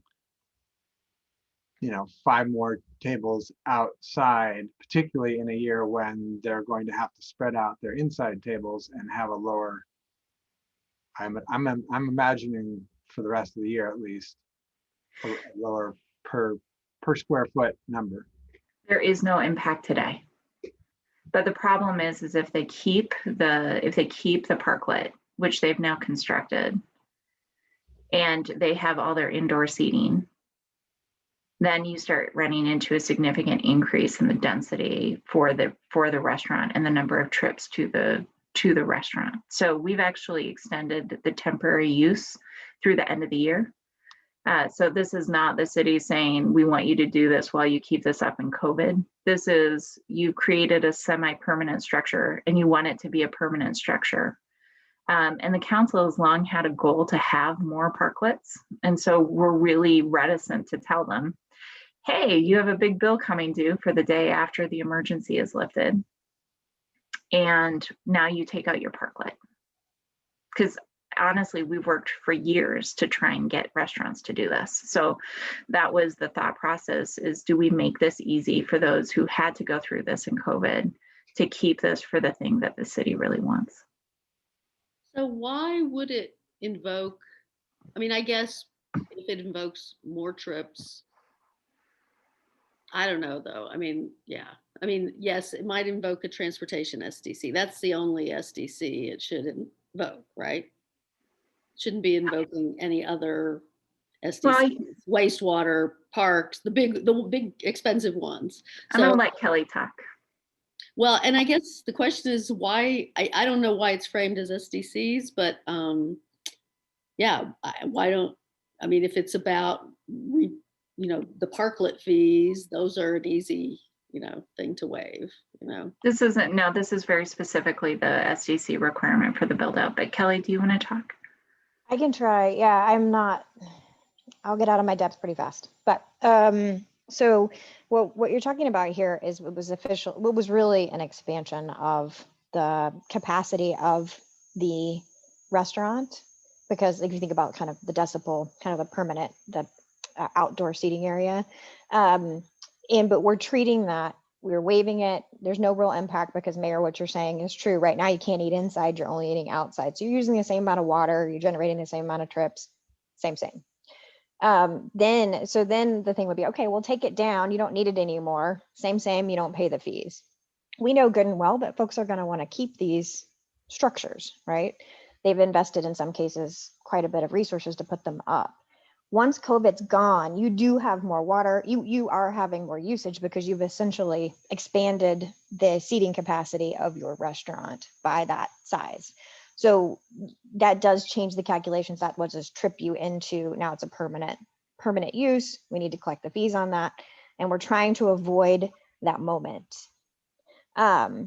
because we think it will be a hardship. So that's why it's in here, is to try to have a package, try to have a path to resolution where we're not going and collecting when folks want to keep these structures and take them from temporary and make them permanent.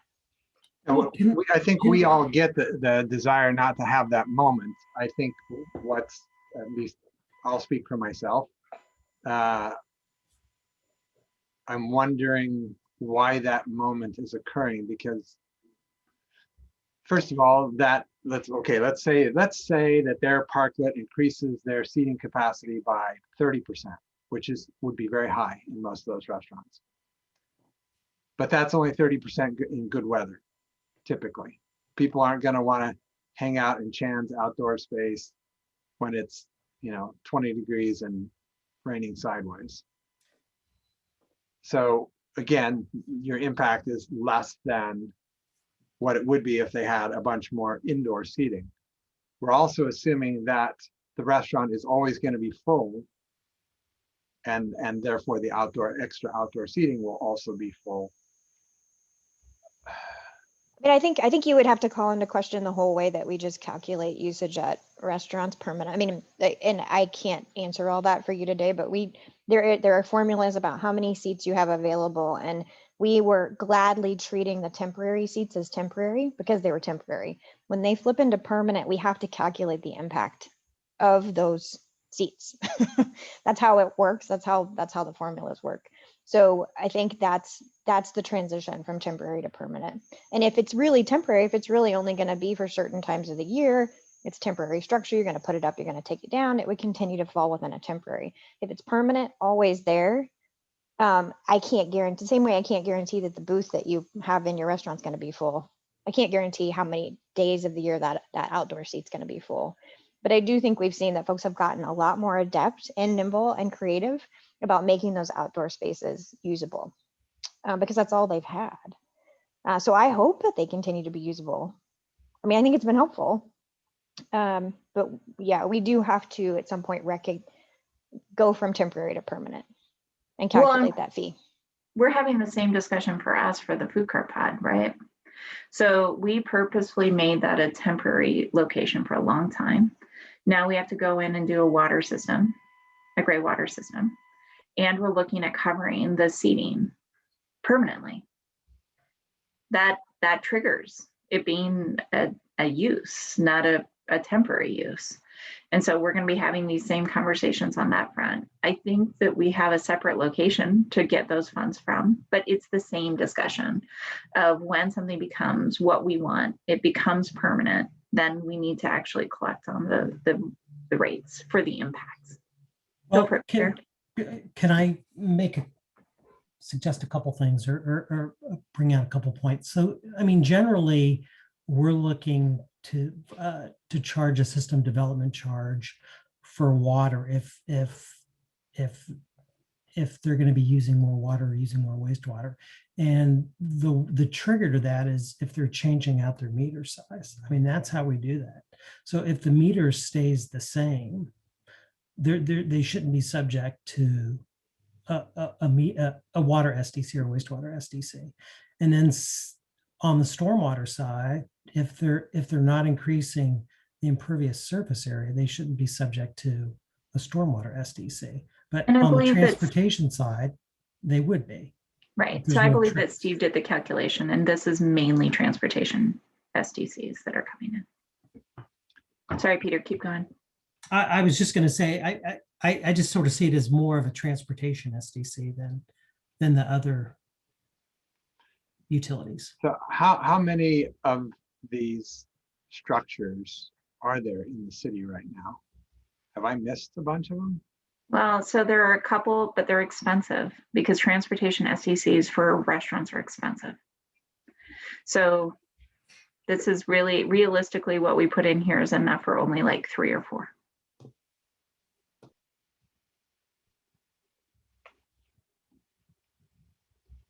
Okey-doke.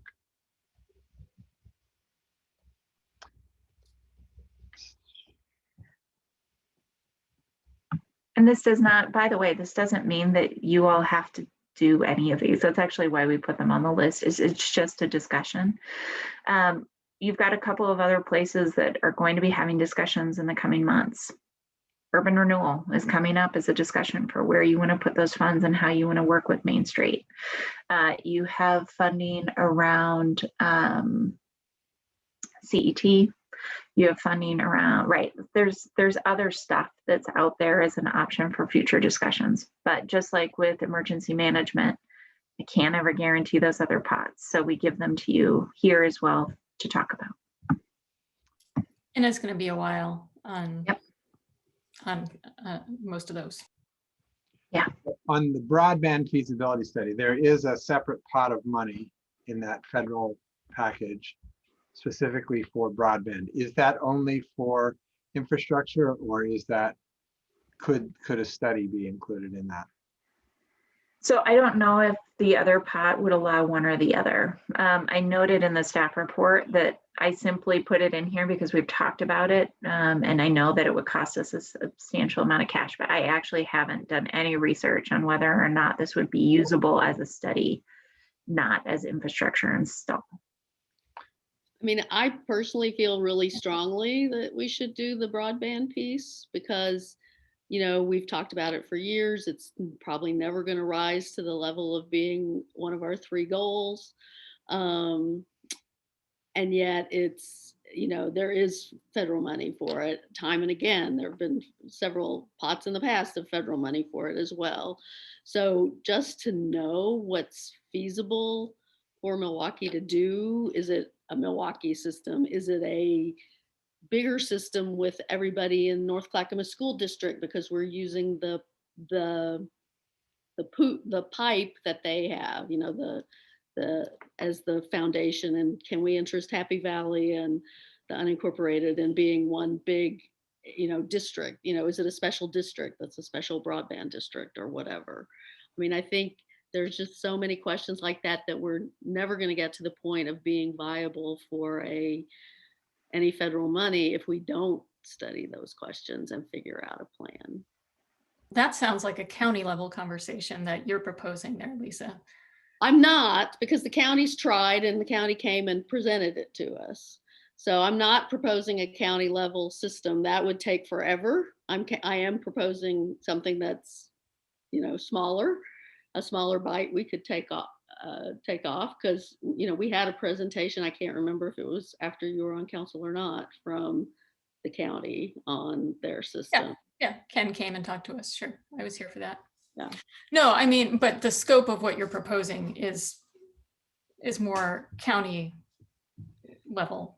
Well, the county would be involved in either way because it's the county's black fiber. I mean, it is their system. They were the ones that put the backbone in. They're and that office out there off of whatever 92nd, the guy who's running that is a county employee.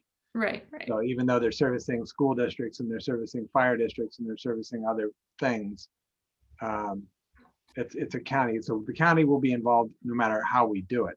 The question is, do we want to consider becoming an internet service provider so that we can get rid of the inequities that are in the for-profit sector, right? There, we know for a fact that there are lots and lots of families that don't get internet or don't get high speed, or, you know, they're using internet off of their phone with just the, you know, normal telephone type, and which is probably really hard for a little kid to do homework on. So so this morning I was in the Smart Cities National Conference listening to that, and two of the panels were about this very thing. And there's some interesting hybrid models out there where you're not having to run fiber to every single home. They're doing things with, I got to find my note because it's technology. And I don't remember that stuff. But in essence, imagine a city creating a system where you can put in much higher speed, in essence, sort of city level Wi-Fi, or dang it, I can't find my notes. But there are much cheaper ways of running fiber to every home. So what I would like to know is how many folks out there can't afford internet access, and are those in specific areas, or are they spread entirely throughout the city? Because the infrastructure is a completely different cost and question at that point. But I do think that we need a study to learn what's feasible, where the needs are, and then figure out if we're willing to do that, or as Lisa's suggesting, we partner up, create a bigger district or something like that to do it. But this, like electricity, whatever it was, 80 years, 100 years ago, people today can barely function if they do not have access to the internet. And I personally think it really should be a public utility rather than a for-profit enterprise. So I think as an equity issue alone, it's worth really taking a deep, hard look at. So I have also got some concerns around equity, and they are more about what happens if Milwaukee becomes the city closest to Portland that suddenly has really great broadband. How does that further affect gentrification? And what does it actually do to help people who probably don't have computers or devices to connect with in the first place? I think that the equity question cuts both ways. So I have real concerns around that. Yeah, that's what I wonder. Do folks even have devices to get on broadband? A phone is one thing, but to ask a kid to sit on a phone and do, I mean, as a teacher, kids aren't doing homework as it is, but a phone isn't the ideal thing to work on. And if we're talking about equity, how many people have access to a quality device that they can even get on the internet? So that was part of this, and these are all recorded panels, so it's probably possible for you guys to watch them. But the guy from New York that was talking about this, that part of their whole process is not only are they providing the internet, they're working on providing devices, and they're giving instructions. They're helping people learn how to access, learn how to use, learn how to, so that's how they're trying to kill the digital divide that's clearly growing. And Kathy, to your point, if you can afford Comcast, you can get theoretical gigabit speed right now for $100 a month. It's not going to be so very different that a whole bunch of yuppies are going to move. That's not even a thing anymore, is it? But those folks that you're talking about, the gentrifying force, are going to move to Milwaukee just because we have, internet as a utility, and it saves them $50 a month or something. I was going to say, it's not going to create the move any more than what, the building that's going to happen under HB 2001 is going to create, I think. Well, and what has already been happening because of the market wide. I mean, I don't. So I'm curious with Counselor Nicodemus about the devices, though. I'm curious about what so I had a student, Rex Putnam student, living with me when the pandemic hit, and Rex Putnam brought her a Chromebook. They were giving out Chromebooks to students who didn't have devices. Did that only happen at the high school level? Did that not happen throughout the schools? No, if you requested a device, they brought one to you. I don't know what's going to happen when we go back in full time, if they're going to then ask those families to bring those devices back.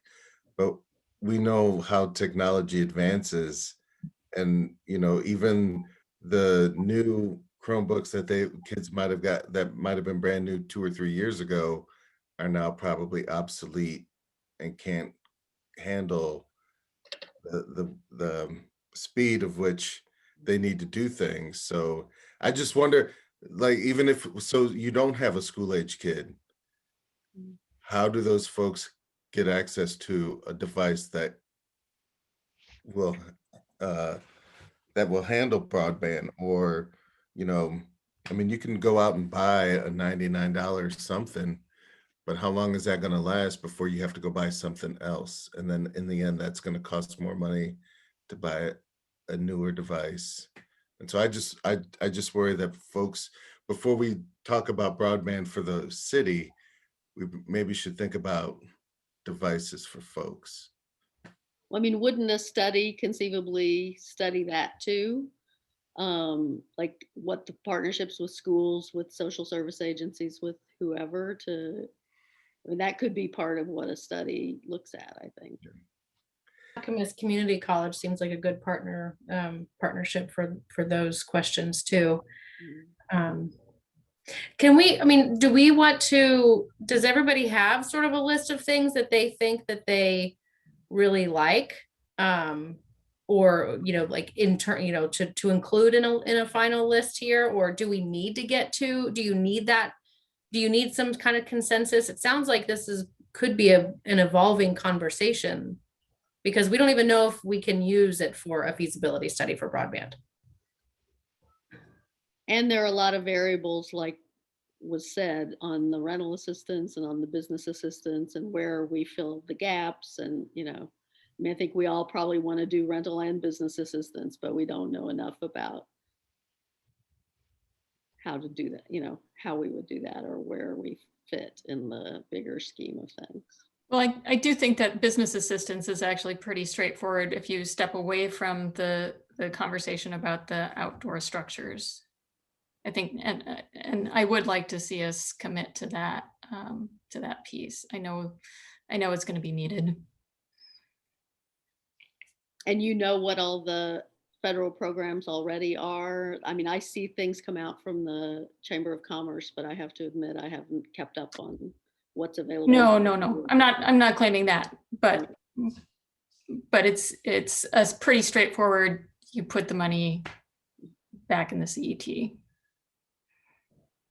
So yeah, we have a portion of the money from the original CARES Act that will go back to CET. Those dollars are usable again for small business grants. I believe it's to the tune of $132,000. So we can use that pot.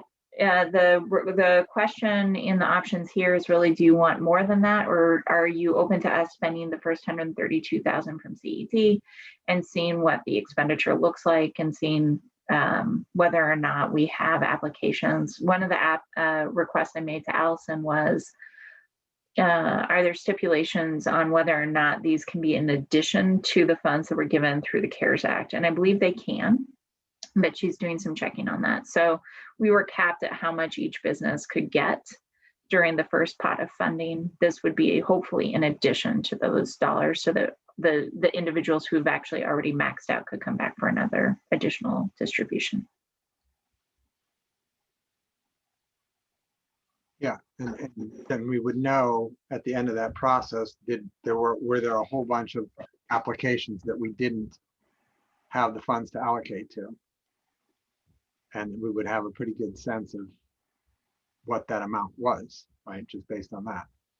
Yeah, what I would do is use the CET funds to pay for both the same organization that helped us get those funds out, the last two tranches that we gave out to the community, as well as be grants towards those allocations. And then we would come back to you in a couple months with where we were in terms of the application process and grant distribution process.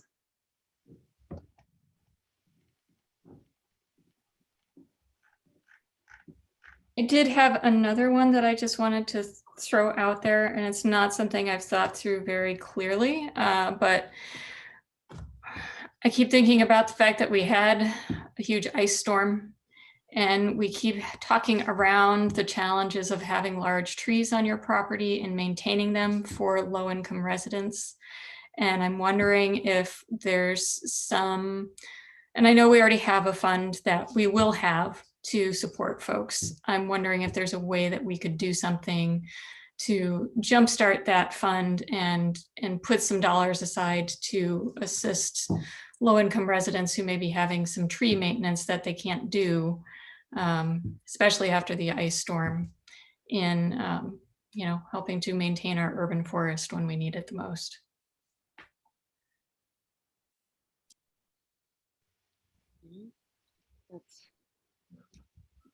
I think that's definitely one to think about. It's one we've heard about before.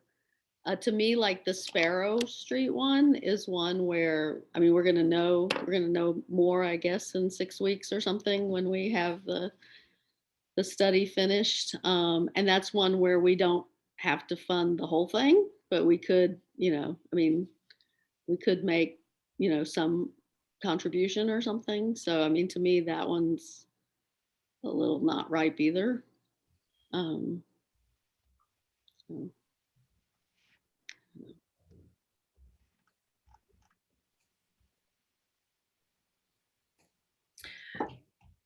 The one that's sticking out to me is maybe, the ADU SDC waiver, as, I don't know, I guess maybe I'm sort of seeing a real COVID sort of relief case for some of these other ones, and where we've definitely, or where COVID has sort of exposed, even bigger divides between the haves and the have-nots. I'm not really sure about using this money for ADU SDC waivers.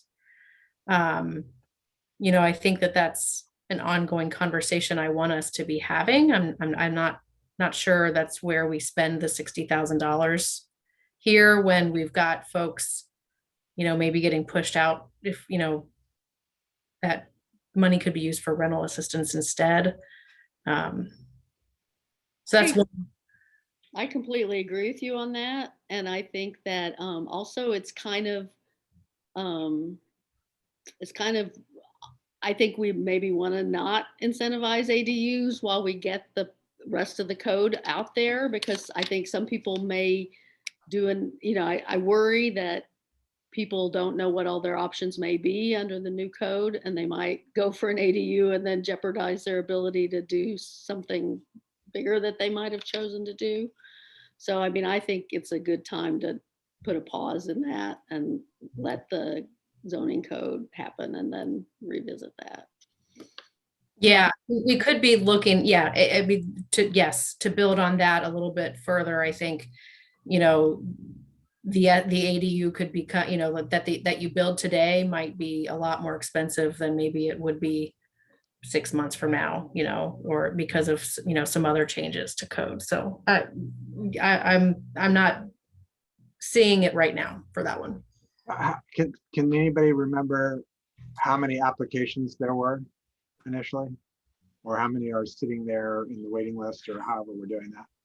I think we have 4 or 5 that are still out there as possibilities.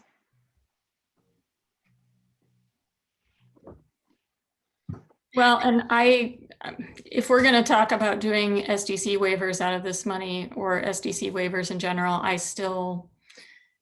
if there's no requirement in there to preserve some sort of affordability in the ADU, then I can't support it. So I would favor maybe just leaving this one out. We've got plenty of places that need money.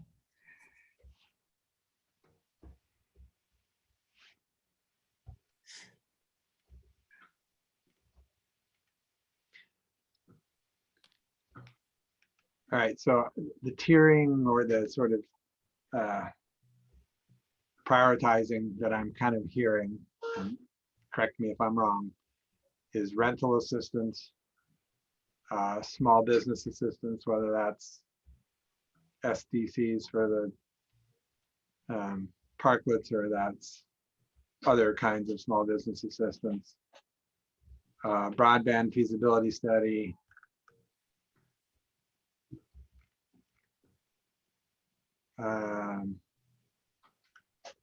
Sparrow. I mean, I'm not sure what comes after that. I I would, would put Sparrow up above broadband myself.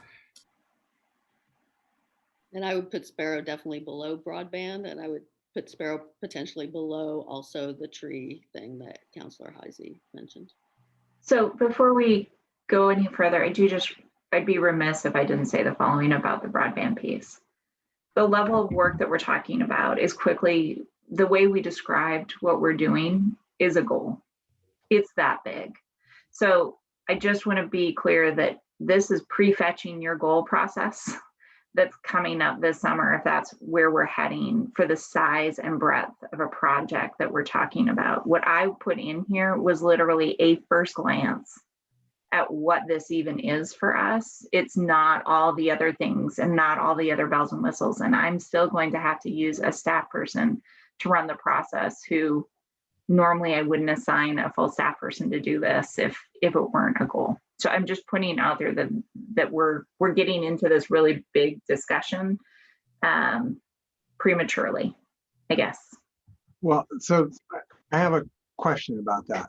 Sure. When you get into the government's document here, talking about all the different separate pots of money beyond the 4 point, whatever it is, 8 million that we're getting, there's things like the Institute of Museum and Library Services, there's broadband, there's, there were a couple others that I think we should know what, so setting aside our $4.8 million, can we access any of these other ones for any of these other things? And I don't want those to go at the wayside simply because we decided not to spend our 4.8 million on them. I appreciate that, and I think it's an important point. I also want to just make sure that people know that when the federal government talks about this, these are not to bring in new staff people. They're actually explicit when they talk about the fact that these are not for us to have ongoing expenses. This is one-time money. So I actually can't feel good about bringing in additional people resources, knowing that these are one-time funds. So I'm just putting both of those pieces out there. It's also probably going to require a commitment from the county without the former commissioner who is the champion around broadband to be at the table with us, simply because it's their backbone that we're tying to. And I don't currently know where the county is on that. So I will also have that conversation.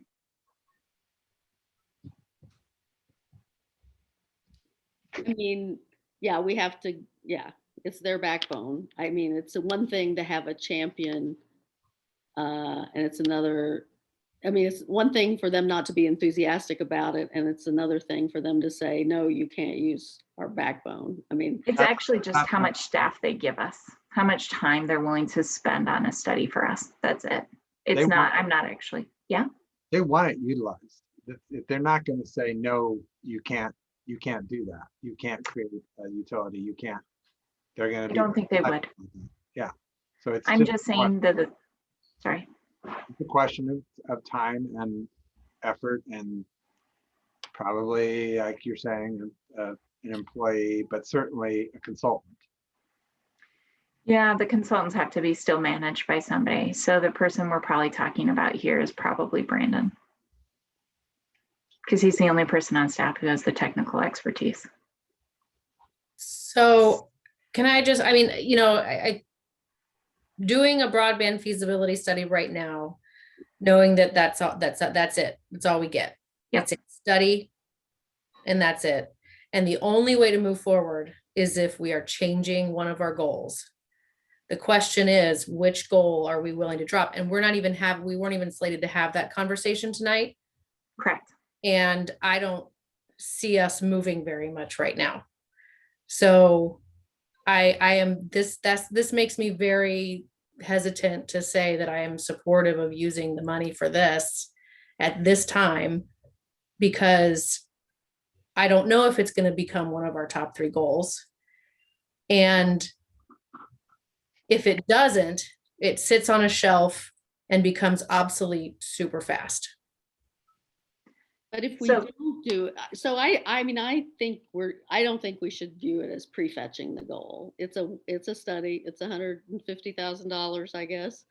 Hopefully it's 6 months, hopefully it's not a huge amount of work. And it tells us whether we can tap into, whether it's feasible and what it would cost and whether it's feasible, and informs us on, whether it should be a goal potentially. But also, I mean, I could see a scenario if the federal government's, prioritizing this in a couple of different bills, it looks like, where, it just kind of gets its own team to implement. I mean, if it becomes feasible, it gets its own team to implement, and it doesn't have to be a goal. It doesn't have to be that staff intensive. Here's my question. So I think the way Councilor Faulkner termed it actually is really helpful. What I heard the mayor say is rent assistance is first, and then small business assistance is second. So what I'd like to do, if you're comfortable, is I'd like to spend the next month figuring out how much rent assistance and how much small business assistance. We have July, we've set up the council retreat for us all to talk about goals and to talk about where we're going and what we're doing. There is nothing that says we have to decide all these funds before the retreat. So if you're comfortable, what I'm hearing you say is I'd like to do these 2 things now, and then figure out where any remaining dollars go at the retreat or after. Can you look into the question about tree infrastructure? Yeah. Because I think that would be a really small chunk. Great, thank you. Yeah. And just in full transparency, I did have a conversation with Councilor Heisey earlier today about the fact that I'm not sure, because I don't know where it fits in the stimulus dollars, about whether or not it's usable. It's the same question I actually had on, there was one other, I don't remember what it was. Maybe even this, actually the feasibility study versus the actual infrastructure improvements. So that also buys me a little time to check in on both of those things and try and get additional information. Does that work? Yes, and the other information piece that I would really like to have is that separate pot of money that is not our 4.8, those ones I mentioned specifically. Can they be used for what we are talking about? Or like the library one, can that be used? We're talking about waiving library fines or whatever. Can that pot be used instead of the 4.8? I can look at that. For the amount of money that we are talking about moving for the library, it's actually pretty de minimis for the amount of staff time that it would take for us to try and draw down the funds on that one. For broadband, I think it's a substantial amount of money, and it's probably it's probably worth it, because if we receive those federal funds, we'd have to start upping our staff levels in order just to provide that kind of service, both in utilities and in just the processing, the feasibility study and all that upfront sort of management and oversight. And those funds would have to come out of the federal government. So what I will commit to is I will personally do some reading, Mayor, on broadband and around that pot in particular. If anybody's going to know about the library dollars, it's going to be the county when we meet with them in 2 weeks. So if they seem to have like a group application going in where we could just throw our hat in and get some cash that way, we'll try and leverage money coming in for minimal staff time as well. Is that fair? Okay. Anything else? Anybody else? Kelly did offer to jump in here and explain workload to federal grant money for me, but I think I did it by half. So Kelly, did I miss anything that you wanted me to say? No, I think you did great. I think I guess I'll just say it. I think since I've been at the city, we've applied for one thing for federal money. It was Monroe, and that was actually through Metro. We haven't directly applied to the federal government for a competitive grant program.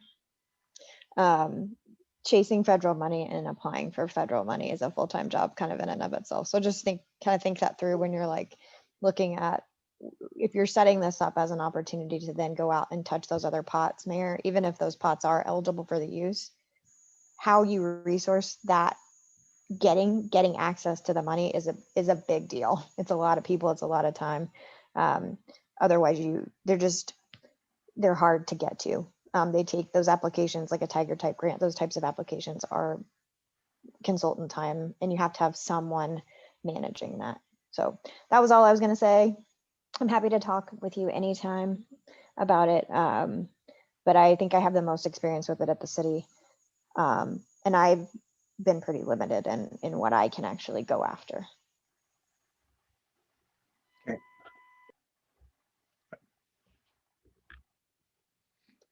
Okay, then let's plan on being back here in July. Unless it looks like there's a quick update that I need to provide you about rental assistance or about small business assistance, or I need any clarification. But for right now, we'll try and start moving that money. I know that our DMBA will be appreciative that we're trying to figure this out. I know they've had several struggling businesses. So we'll try and get you more information at minimum with an update in my next update, probably at the beginning of May, just as a 30-minute during my city manager's update. I'll just give you a heads up about where we're at. Cool. Thank you, everyone. Is that it? Yep, thank you. Thank you, everybody. Good job. Thank you. Bye.